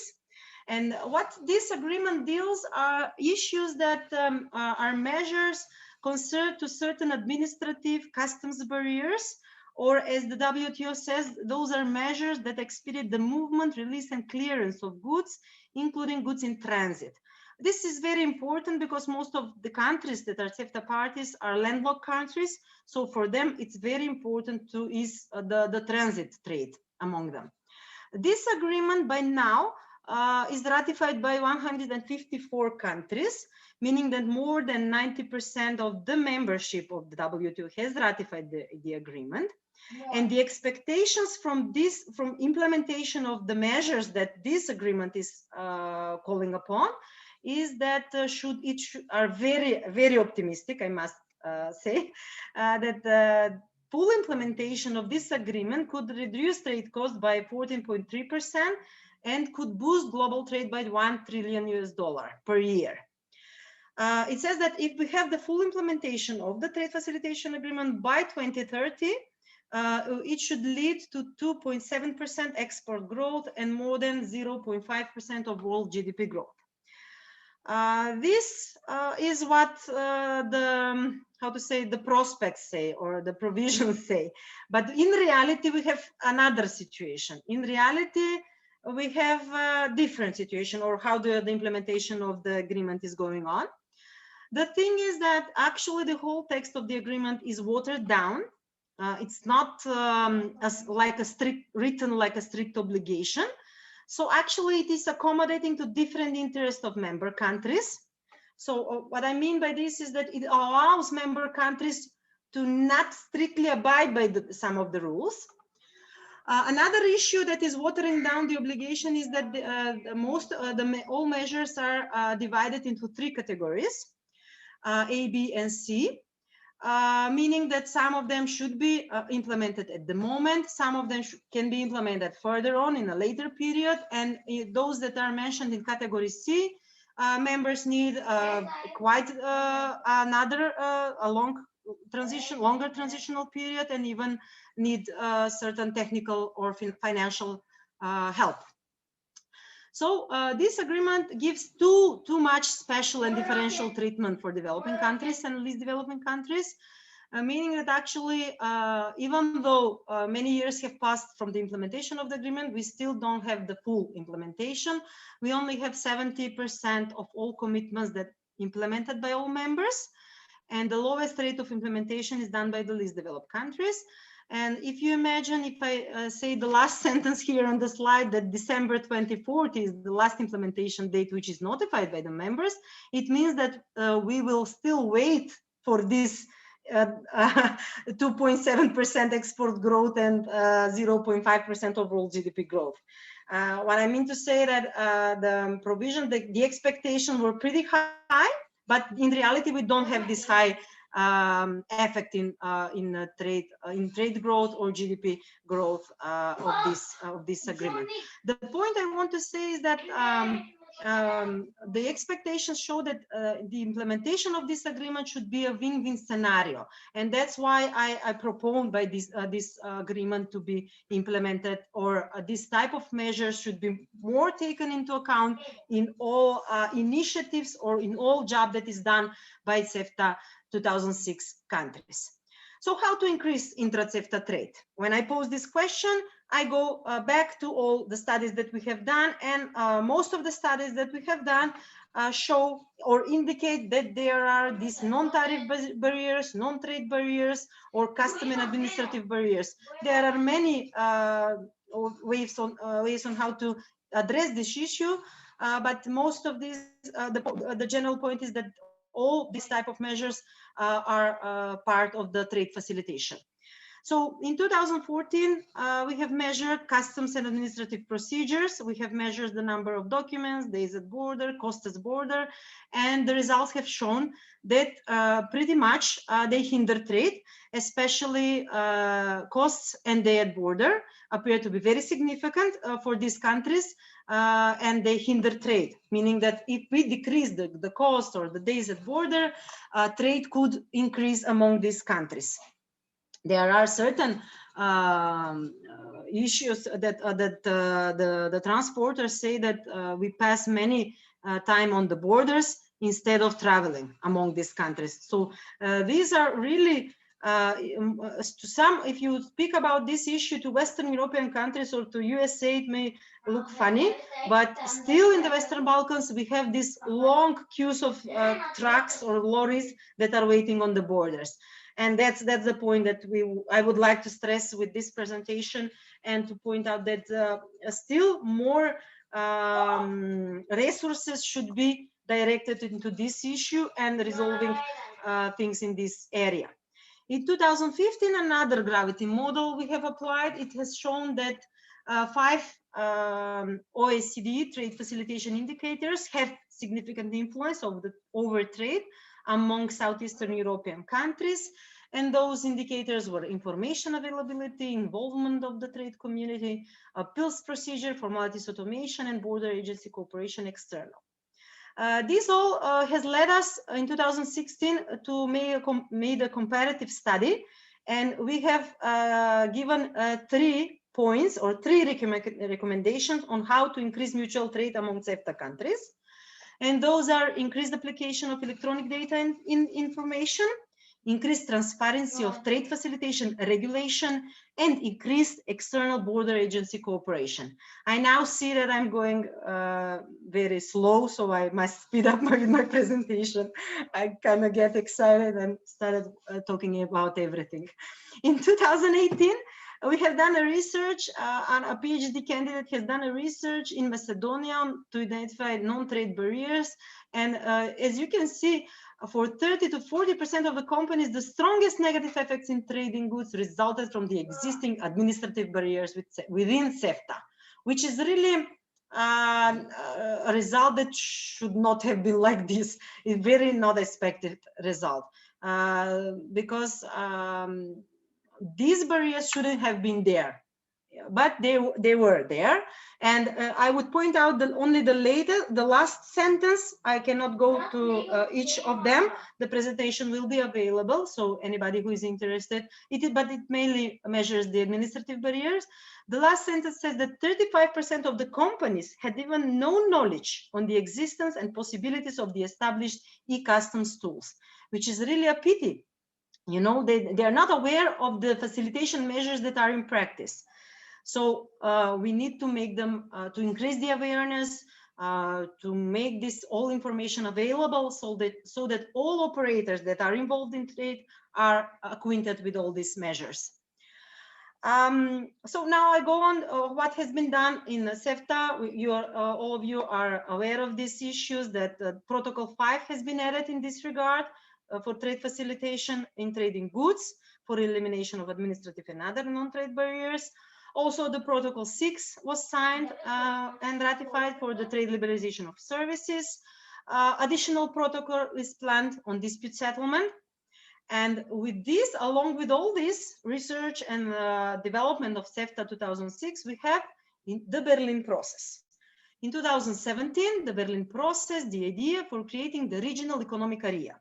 This regional economic area, just to explain more deeply, is something, not a customs union, something between free trade area and common market. So it is not, how to say, by definition, according the economic integration steps. It is something in between. That's that is probably the problem that we have in Western Balkans.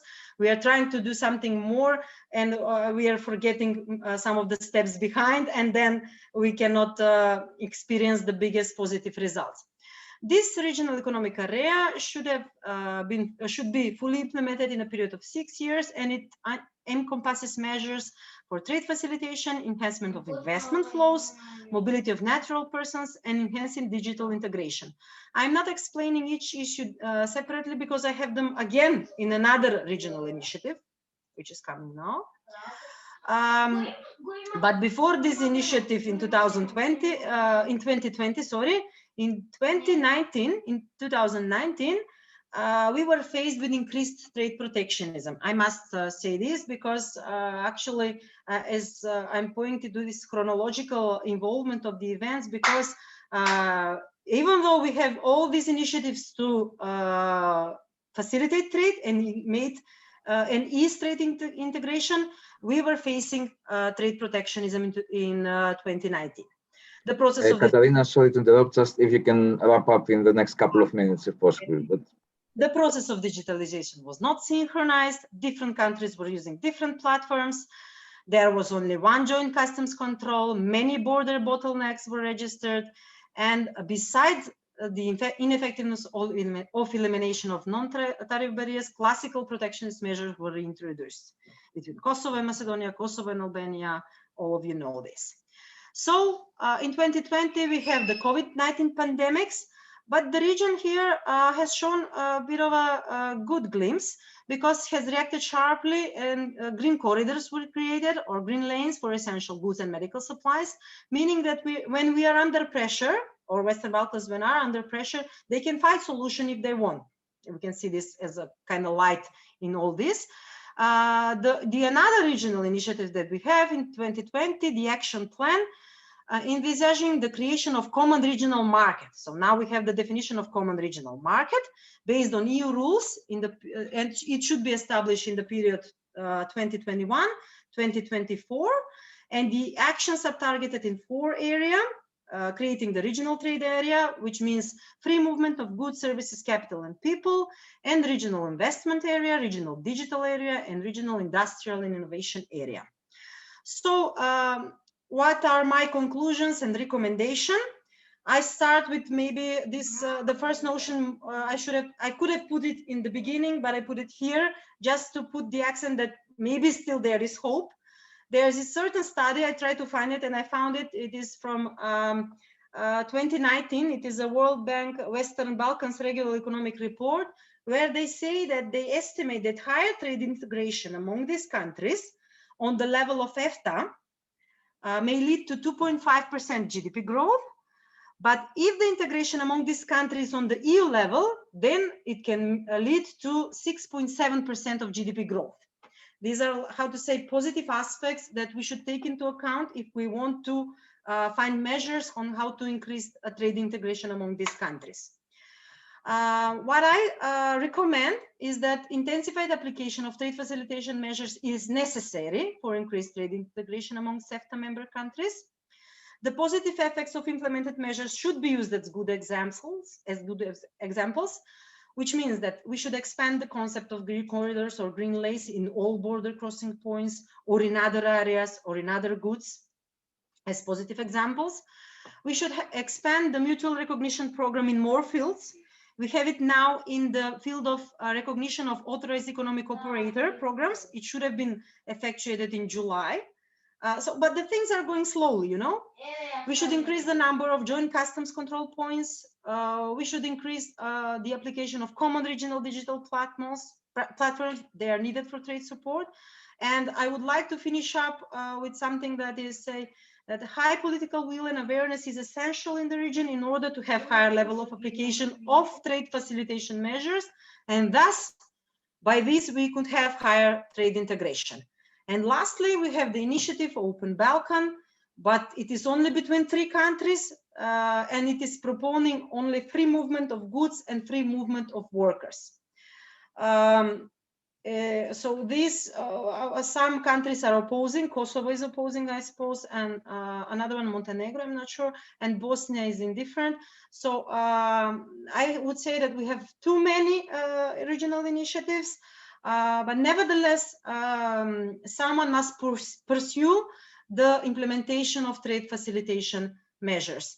Maybe I have been going on very quickly into the last slides, but because of the time, I will be here to explain anything further on, but I will finish up my presentation with this final remark that there is the need for increased awareness of these measures is there, because as I said, the implementation of these measures is a win-win situation. You cannot lose from this if you pursue implementation of trade facilitation measures. So I would recommend this, and I would end my presentation with this thought.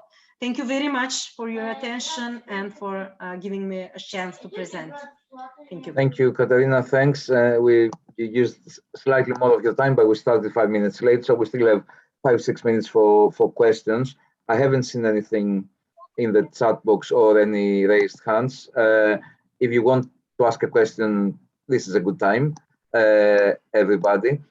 But as people collect their thoughts, as we say, let me then use the opportunity to ask this question about the. So of course, I mean, as you said, there's a volume of work that you've done over the years with colleagues that shows the important role of removing trade barriers, so trade facilitation for actually increasing trade. What I'm thinking is that how seriously should we see this as a constraint for businesses? In what sense? In the sense that if there is a profitable opportunity, you can overcome essentially, trade barriers are a kind of tax to companies. Yeah, so it costs you more to export or to import. But if you have a competitive product and if you have a demanded product, a product which has clientele, so to speak, then you will still be able to overcome. Successful companies export to countries where there's no trade agreement between the two countries, the home country and the receiving country. Why? Because they have these advantages. So what I wanted to ask is, of course, when you do the empirical analysis or when you quantitative or through interviews, you will of course find people saying, or some evidence saying that, yeah, without trade barriers, it would be even better. But how much really this is the problem versus the competitive, how competitive the producers are or how competitive the products are in general? You're right. Yeah, the competitiveness of the products might be the real solution. The real sector should produce good products in order to sell them. But the thing is that my work is directed into this area, and I found these barriers that are hindering trade. That's the point. The point is that even when you have a competitive product, then you attract has all certificates needed, but it can stay at the Serbian border because, I don't know, somebody decided not to double check the certificate or to find another one. That's the point I'm relying. But you're completely right. If you have good products, then everything will go smoothly. Now we'll have probably the mutual recognition of the authorized economic programs. So the good companies will have the certificates and their products probably will export without problems.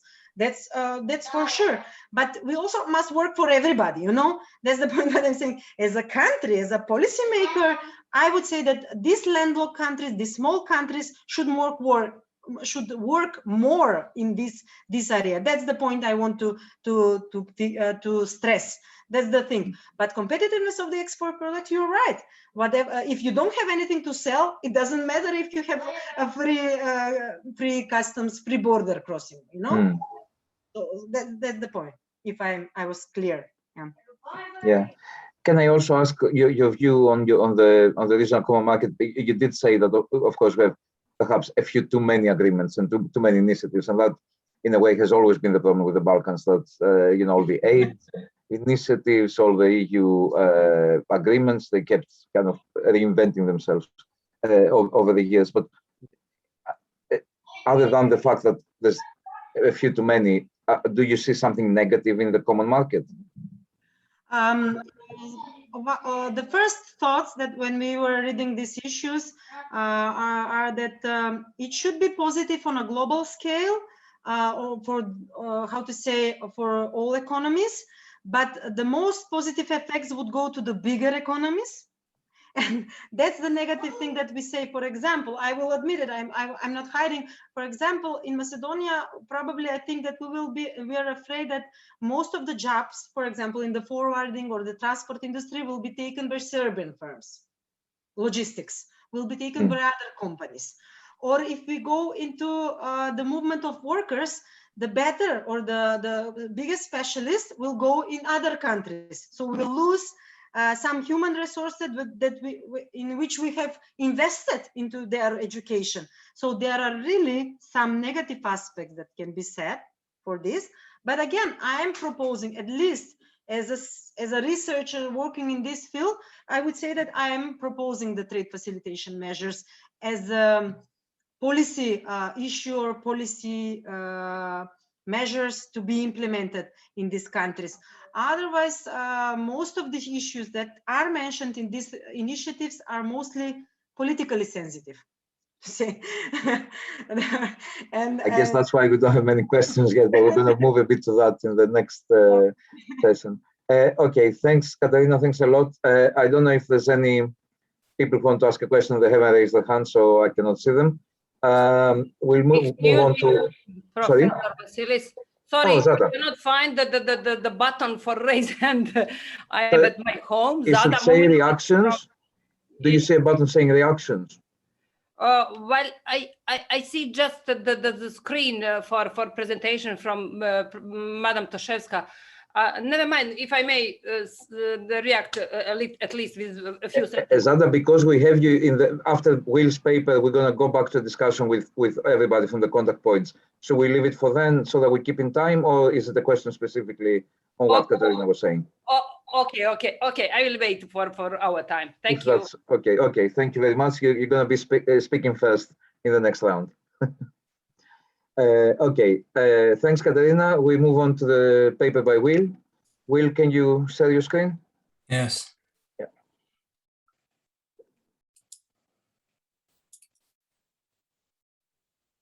Can you see that?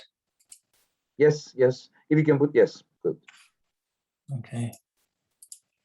Good. Okay. Try and keep it in 20 minutes. Okay, this is coming back to this issue of foreign direct investment and the global value chains. And it's particularly asking about the linkages with the local economies and whether the Common Regional Market Action Plan will help that. So the paper is considering, it's building on some earlier work I did in a project for the European Commission on special economic zones where I became aware of the foreign direct investment inflow increasing quite dramatically on the basis of very favorable subsidies and FDI attraction policies. So I'm going to be looking at that within the context of CEFTA and the Regional Market Action Plan. And the argument is that the main benefits of FDI that have come in recent years into the manufacturing industry, particularly in automobiles, but other sectors as well, will only be gained if that FDI can be embedded in the local economy by the development of local suppliers who will interact with those multinational companies and both sell goods, intermediate goods to them and transfer technology from them. So the FDI will only generate in the long run or medium run positive benefits if it is economically embedded through regional supply chains. And it's the regional supply chains that I'm going to be, is the main motivation for this presentation.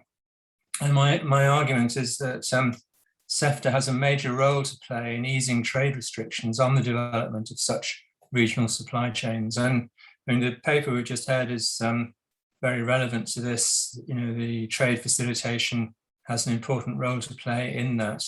And the theme that Emir was talking about earlier, the diagonal accumulation of rules of origin, is also very important, although I won't say so much about that. The benefits of these so-called backward spillovers from FDI, that's spillovers or effects on the local economies, are numerous. I'll just list some of the ones that are well known and have been stated before. It's not new. Firstly, knowledge transfer from multinational companies located in the CEFTA region to domestic suppliers. Secondly, higher requirements regarding product quality and on-time delivery introduced by such multinationals, which provides incentives to domestic suppliers to upgrade their production management or technology. So that's very important because it stimulates the investment and innovation in the suppliers who are often small and medium-sized enterprises. And then the movement of labor between the foreign investors and the local companies is also going to circulate knowledge and about new technologies and ways of working. And finally, the most obvious one, of course, is the increased demand for intermediate goods from the multinationals. So the local suppliers, the SMEs, for example, is one in our research on the special economic zones. We did quite a lot of qualitative fieldwork interviewing suppliers, and we found in North Macedonia, for example, a case where a company was supplying car seat covers to a multinational company producing car seats, and they were developing their technology in order to meet the requirements and quality standards of the multinational, which had a huge impact, and then in turn enabled that company to gain other contracts outside Macedonia with in the same industry. So as we've already seen from the first presentation, the FDI inflow has increased markedly in some of the Western Balkan countries. And you can see here that, as Maria Holzner said earlier, it's mainly been in Serbia and North Macedonia, because these are the two countries which have had the most strongest, let's say, policies to attract foreign investment through subsidies and through setting up free zones or special economic zones where multinationals have certain privileges, tax privileges, relating to payment of VAT and customs duties. And they also have special dedicated facilities for clearance of import of customs, which is a trade facilitation measure, if you like. But, so there's all these advantages that have been put forward for the foreign investors, and as in response to that, foreign investment has grown. You can see particularly in Serbia from 4.1% of GDP in 2014 to 7.2% in 2019 is quite a major factor. And you can see the impact on the local economies here through reductions in unemployment, which have come about because of economic growth generally. But you can also see that, especially in North Macedonia and Serbia, the unemployment rates have fallen quite dramatically here in Serbia by more than 50% and about 50% in North Macedonia. So the unemployment rate in Serbia in 2019 was approaching that of the EU. So major impact here, less so in the other countries where these FDI attraction policies were not in place. There was something in Bosnia, but not very much. And you can see here the direct link between foreign investment and unemployment, negative relationship. The higher is foreign investment as a share of GDP, the lower is the unemployment rate in Serbia over a 7-year period. Of course, it doesn't imply necessarily causality, because maybe some other factors such as economic growth, which is stimulating both of them. So this slide looks at the change in FDI against, is that causing a change in unemployment 1 year ahead? And you can see that the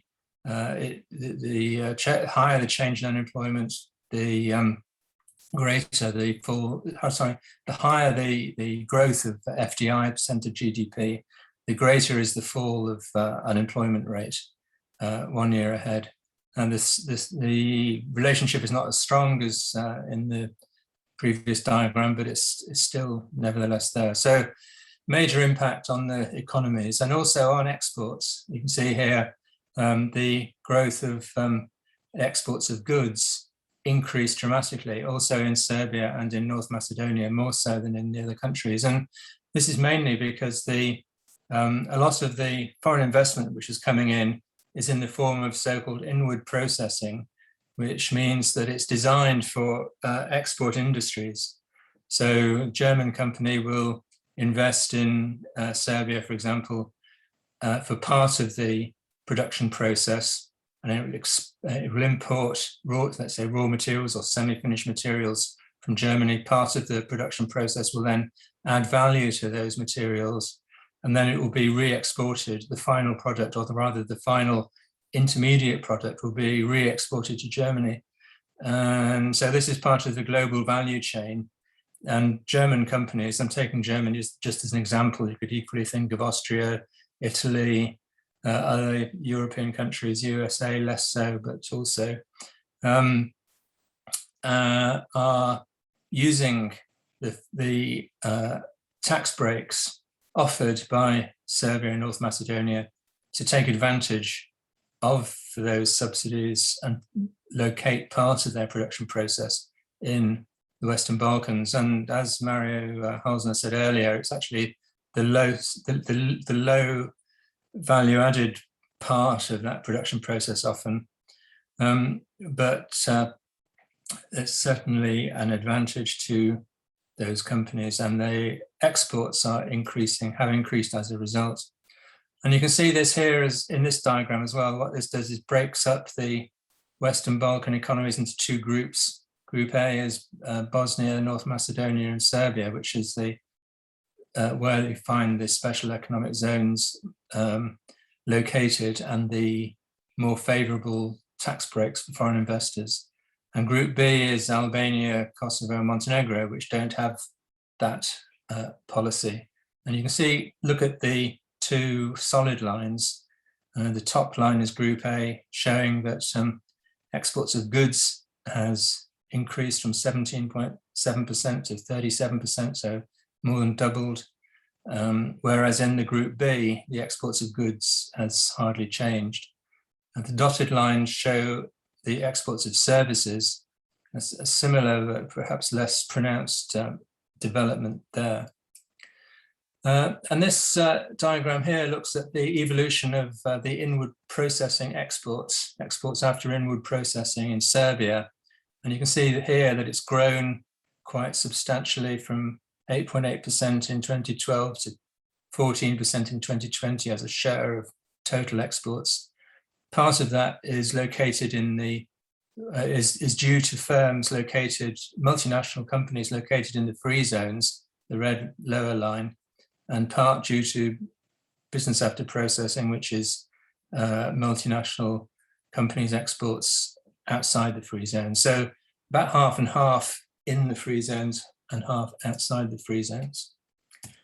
However, despite the growth of exports within this inward processing model, what you find is that the because it's only adding value to some part of the total process, their imports are offsetting exports. So the company will import some, as I said, some part of the production chain and then do some work on it in Serbia or North Macedonia and then re-export it. So although exports have been increasing, the balance of trade in goods and services in recent years has actually been decreasing in Serbia and to some extent a little bit in North Macedonia. But there's been no sort of overall improvement in the balance of trade in goods and services despite the export boom. So exports are not an unalloyed benefit, are not really the best indicator of progress. And that's why I would sort of slightly argue against what Goran was saying earlier, that because the export share to the EU is growing, that this is a good thing. Whereas in fact, what's happening is both the export share and the import share are going up.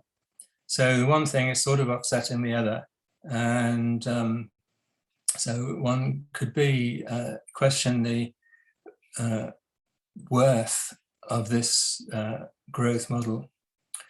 However, nevertheless, what it has brought about, this inflow of FDI, is a dramatic restructuring of the industrial sector. And you can see this by looking at the manufacturing sector exports, how they've changed in different sectors. So if we look down to North Macedonia, you can see a massive increase in the exports of machinery and transport equipment, 25.7 percentage points increase in the share of that type of goods. And in Serbia, an increase of 13.2%. Whereas other countries have a slightly different type of restructuring going on, partly because they're less involved in that global value chain process. So for example, in Albania, there's been a big increase in food, drinks and tobacco. And that is the economy where has benefited a lot from CEFTA and has increased its exports of these goods to the CEFTA market. Bosnia-Herzegovina, increase in the production of miscellaneous manufactured articles, same in Kosovo. And so very different outcomes depending upon the type of economic growth which has been developed or implemented. So what about these backward linkages? What we find is that there are actually very few links to local companies. There's little evidence of spillover effects. Few papers have shown that. Estrin and Uvelic in 2016 in a well-known study of foreign investment effects in the Western Balkans found no evidence of backward linkages. My study with Vesnik Krasniqi and Jasmina Ahmet-Basic, published in Croatian Economic Survey in 2019, found some evidence of backward linkages. I know I mentioned one example earlier, but rather minimal, altogether rather minimal.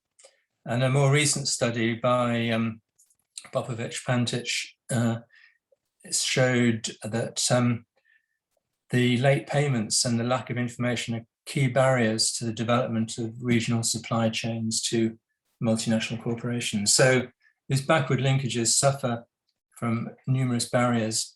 So what is the extent? Is there any, do we know what is the extent of these supply chains? And two surveys which I've looked at to try to get a handle on this is, one is the Balkan Business Barometer, which asks the question, what percentage of your respondent sales were made to multinational companies in the Western Balkans? And on average, over the last 5 or 6 years, about 5% of sales are made to multinationals by local suppliers. And further evidence comes from the EBRD BEEP survey of 2019, which asks the companies what is their share of exports, what is their share of sales, which are comprised of indirect and direct exports. And I take indirect exports to mean essentially the sales to, effectively, to multinational companies, the ones that we're talking about when we talk about these supply chains. And if you look at the right-hand side, you see a similar proportion of sales there, 4.3%, very similar to the 4.8% in the previous diagram. So it looks like it's about 4 to 5% of total sales are made to from local suppliers to multinationals. I mean, it's very imperfect evidence. And what is really needed is a proper survey of supplier companies in these countries to really see what's going on. But one thing that is noticeable about this particular diagram is the relatively high share of supplier sales in North Macedonia. You can see that's double the regional average. And again, sticking with the EBRD BEEP survey, widening the scope of economies looked at, you can see even within Central and Eastern Europe, North Macedonia seems to come out on top in that particular measure. And it's interesting to note that North Macedonia has implemented a supplier development program in 2015, introducing targeted interventions to increase the sophistication of local SMEs to help them compete more effectively and integrate into global and regional supply chains.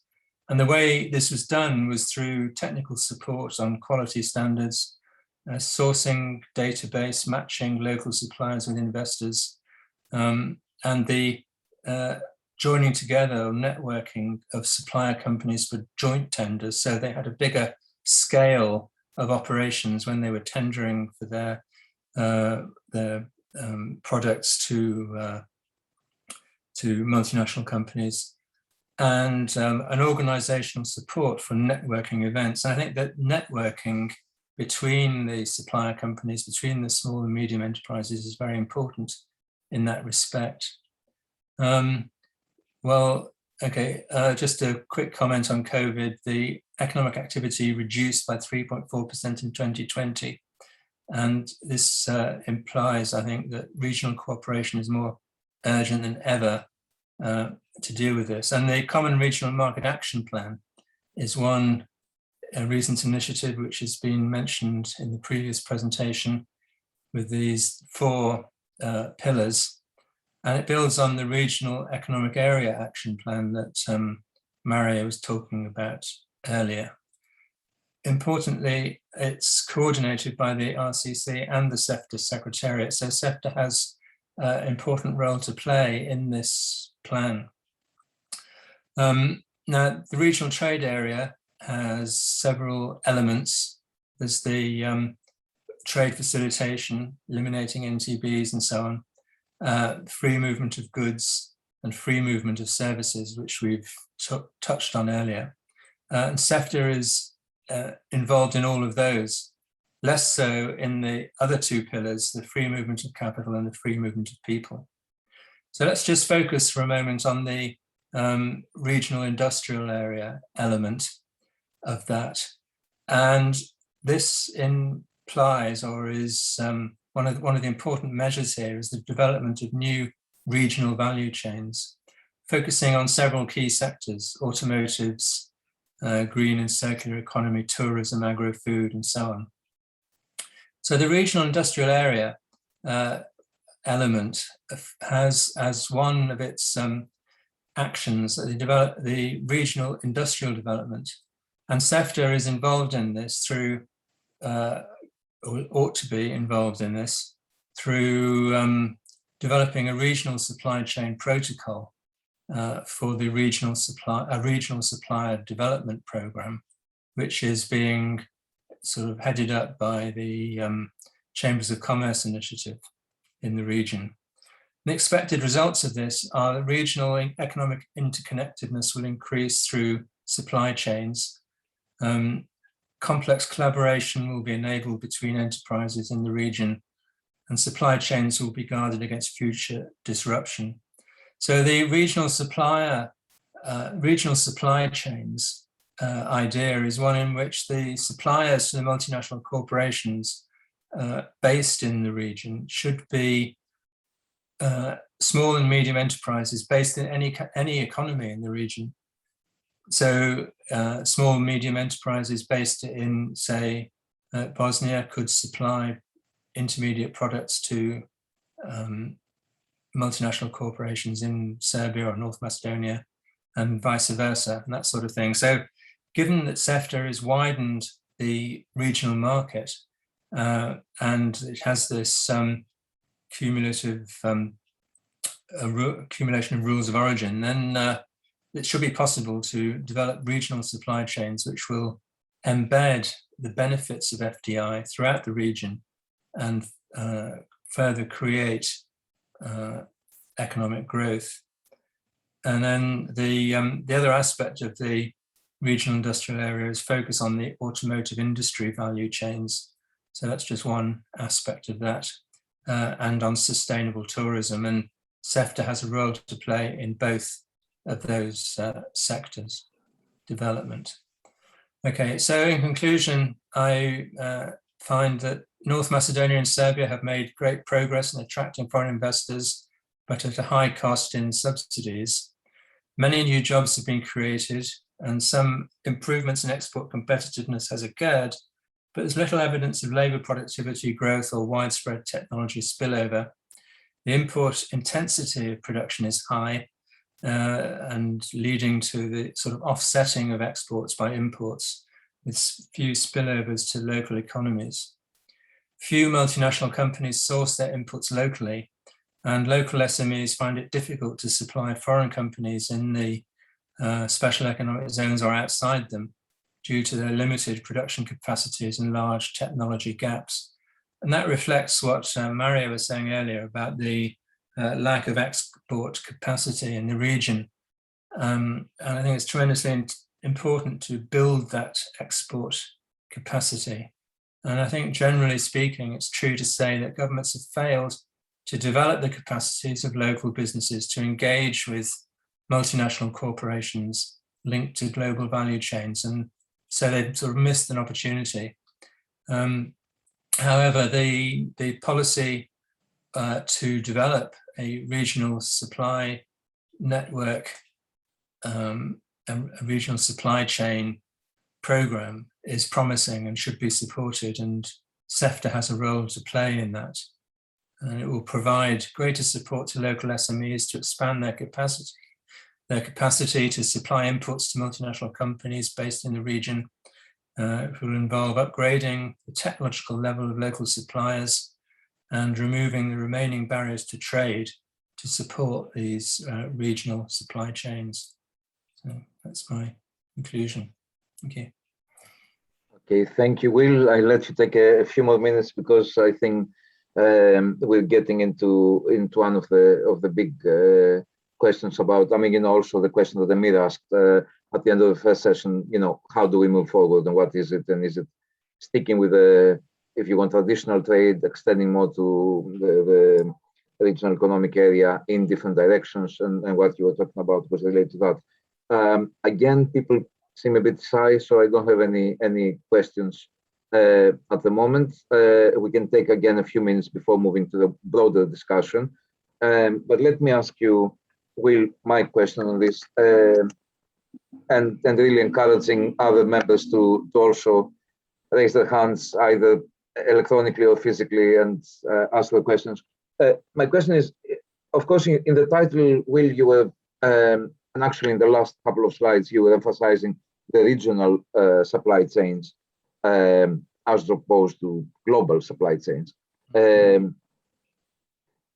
then at the very end, you said that, given, one of the problems that governments in the region have repeatedly failed to support the development of capacities in the local SMEs to become the suppliers, either the direct suppliers of multinationals or intermediary suppliers to the suppliers of multinationals. And my question is, if we know for a fact that, and we also can understand the reasons to some extent, that the governments in the region are not very good at developing the capacities of the small and medium enterprises, what chance is there if we tell them that, well, you shouldn't try to develop the capacities of your own SMEs, you should also try to develop the capacities of the SMEs across the border, given, of course, also the political situation in some parts of the region, but also thinking that governments are relatively short-sighted, they want to be re-elected, they care less for the common good in the regional sense and more for the shorter-term political gains. So, of course, I understand the normative point, on the region should develop a supply network, and some of the places in the region are very small to expect that they will be able to develop all capacities internally and start competing with one another. But what is the kind of the political reality of this, the practicality of that, of actually, you have the framework for the regional economic area, but whether government intervention will function in a way that supports regionally rather than puts in competition my SMEs versus your SMEs. What is the political reality of that? Well, I think that not asking economy A to support the SMEs of economy B. What we're saying is that each economy should support its own SMEs and develop their capacities.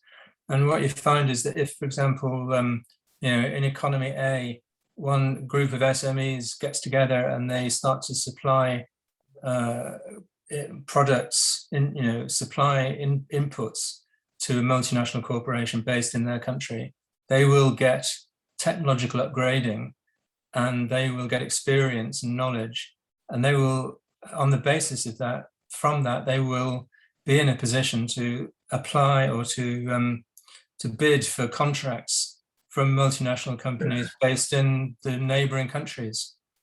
So it's a sort of snowball effect. And given that CEFTA is supposedly removing trade barriers, we just heard that it's not going quite as well as it should do, but nevertheless, removing trade barriers, and that we've got this accumulation of rules of origin and so on. There's no reason why a company, small, medium-sized company based in North Macedonia, shouldn't be supplying inputs to a company based in Serbia if it's got the capacity to do so.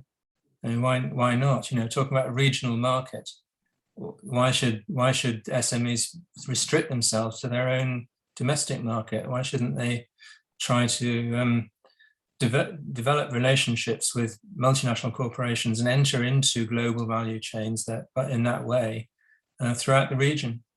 And that's surely the whole point of having a regional market. No, good point, Will. Sorry, I don't want to enter into a conversation that we could have over a pint in London. But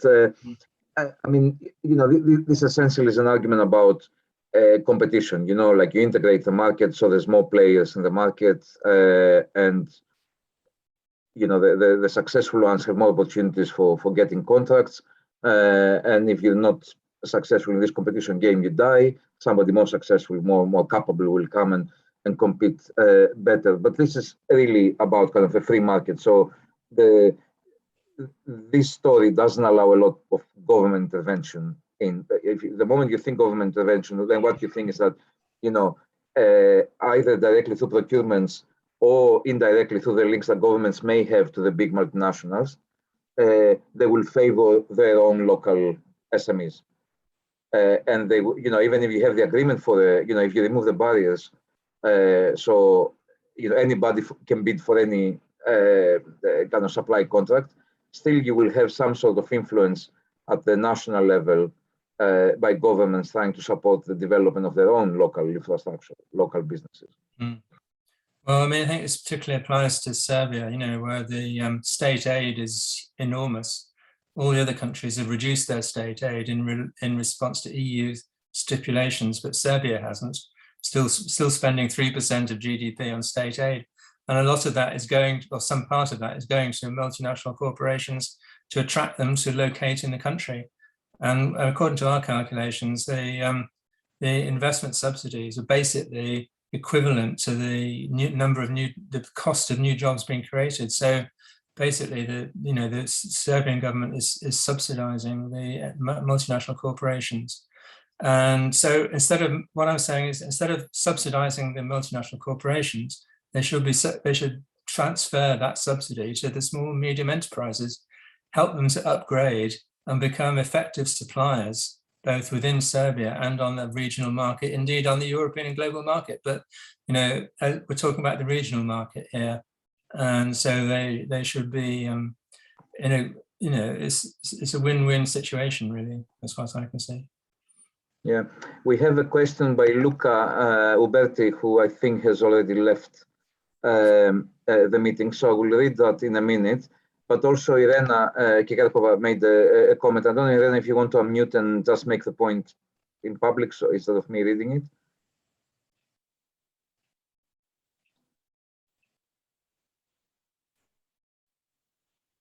Maybe not. Okay, so Irena added to the point, says that multinationals in Macedonia use the subsidies for employing workers, creaming off the most qualified workers from the domestic firms, in a way, in an unfair competition situation where the domestic firm could not retain its best qualified workers because the multinationals could use the subsidies, to offer the best salaries. Vassili? Yes, Irena. Oh, finally, I unmuted. Thank you. I was commenting that therefore, because this happened in Macedonia, there were not so many new working posts really opened.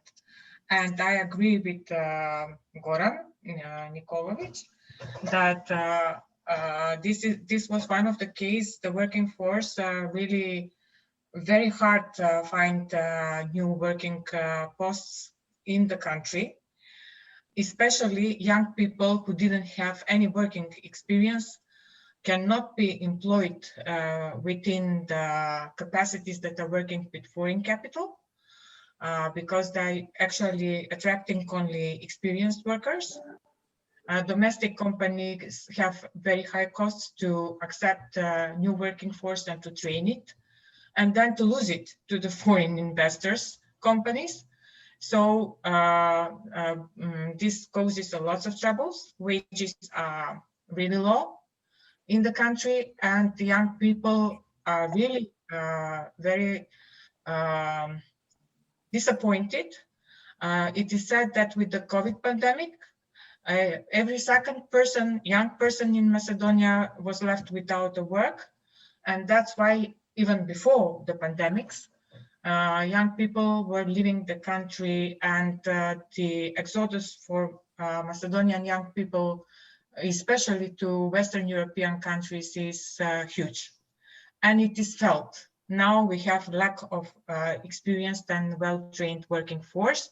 And many of the investors, not only foreign but domestic, are complaining that there is no available, well-trained, well-qualified working force. So there are many aspects that should be taken in consideration in actually to get the real picture of the economy, not only in Macedonia, but also in the whole Western Balkan region. Thank you. Okay, thanks, Elena. We have gone definitely past our time, the scheduled time for this meeting. So, Will, if you'd like to make some comment on Elena's contribution, and then we'll move on to the next session.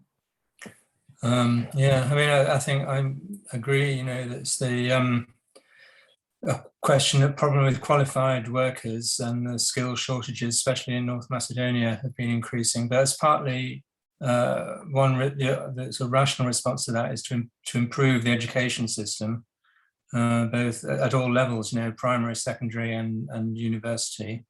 And employers, another study I did on higher education in the Western Balkans showed, employers are very dissatisfied with the skills of the workers coming out of the university system, and very often new graduates get a mismatched job. They don't get a job at the skill level that they are trained to. Concerning, the migration. Migration affects both sides of the labour market. The migrant might be from the inactive labour force, or he might be, in which case it doesn't affect the unemployment rate, or he might be from the active labour force, in which case both the employment and unemployment side of the equation are diminished equally, and that won't affect the unemployment rate either. So I don't think that you can explain unemployment rate falls on the basis of migration. I think they're much more to do with the growth of job opportunities in the multinationals. Thanks, Will. Goran, did you raise your hand? Yeah, you can unmute and please unmute.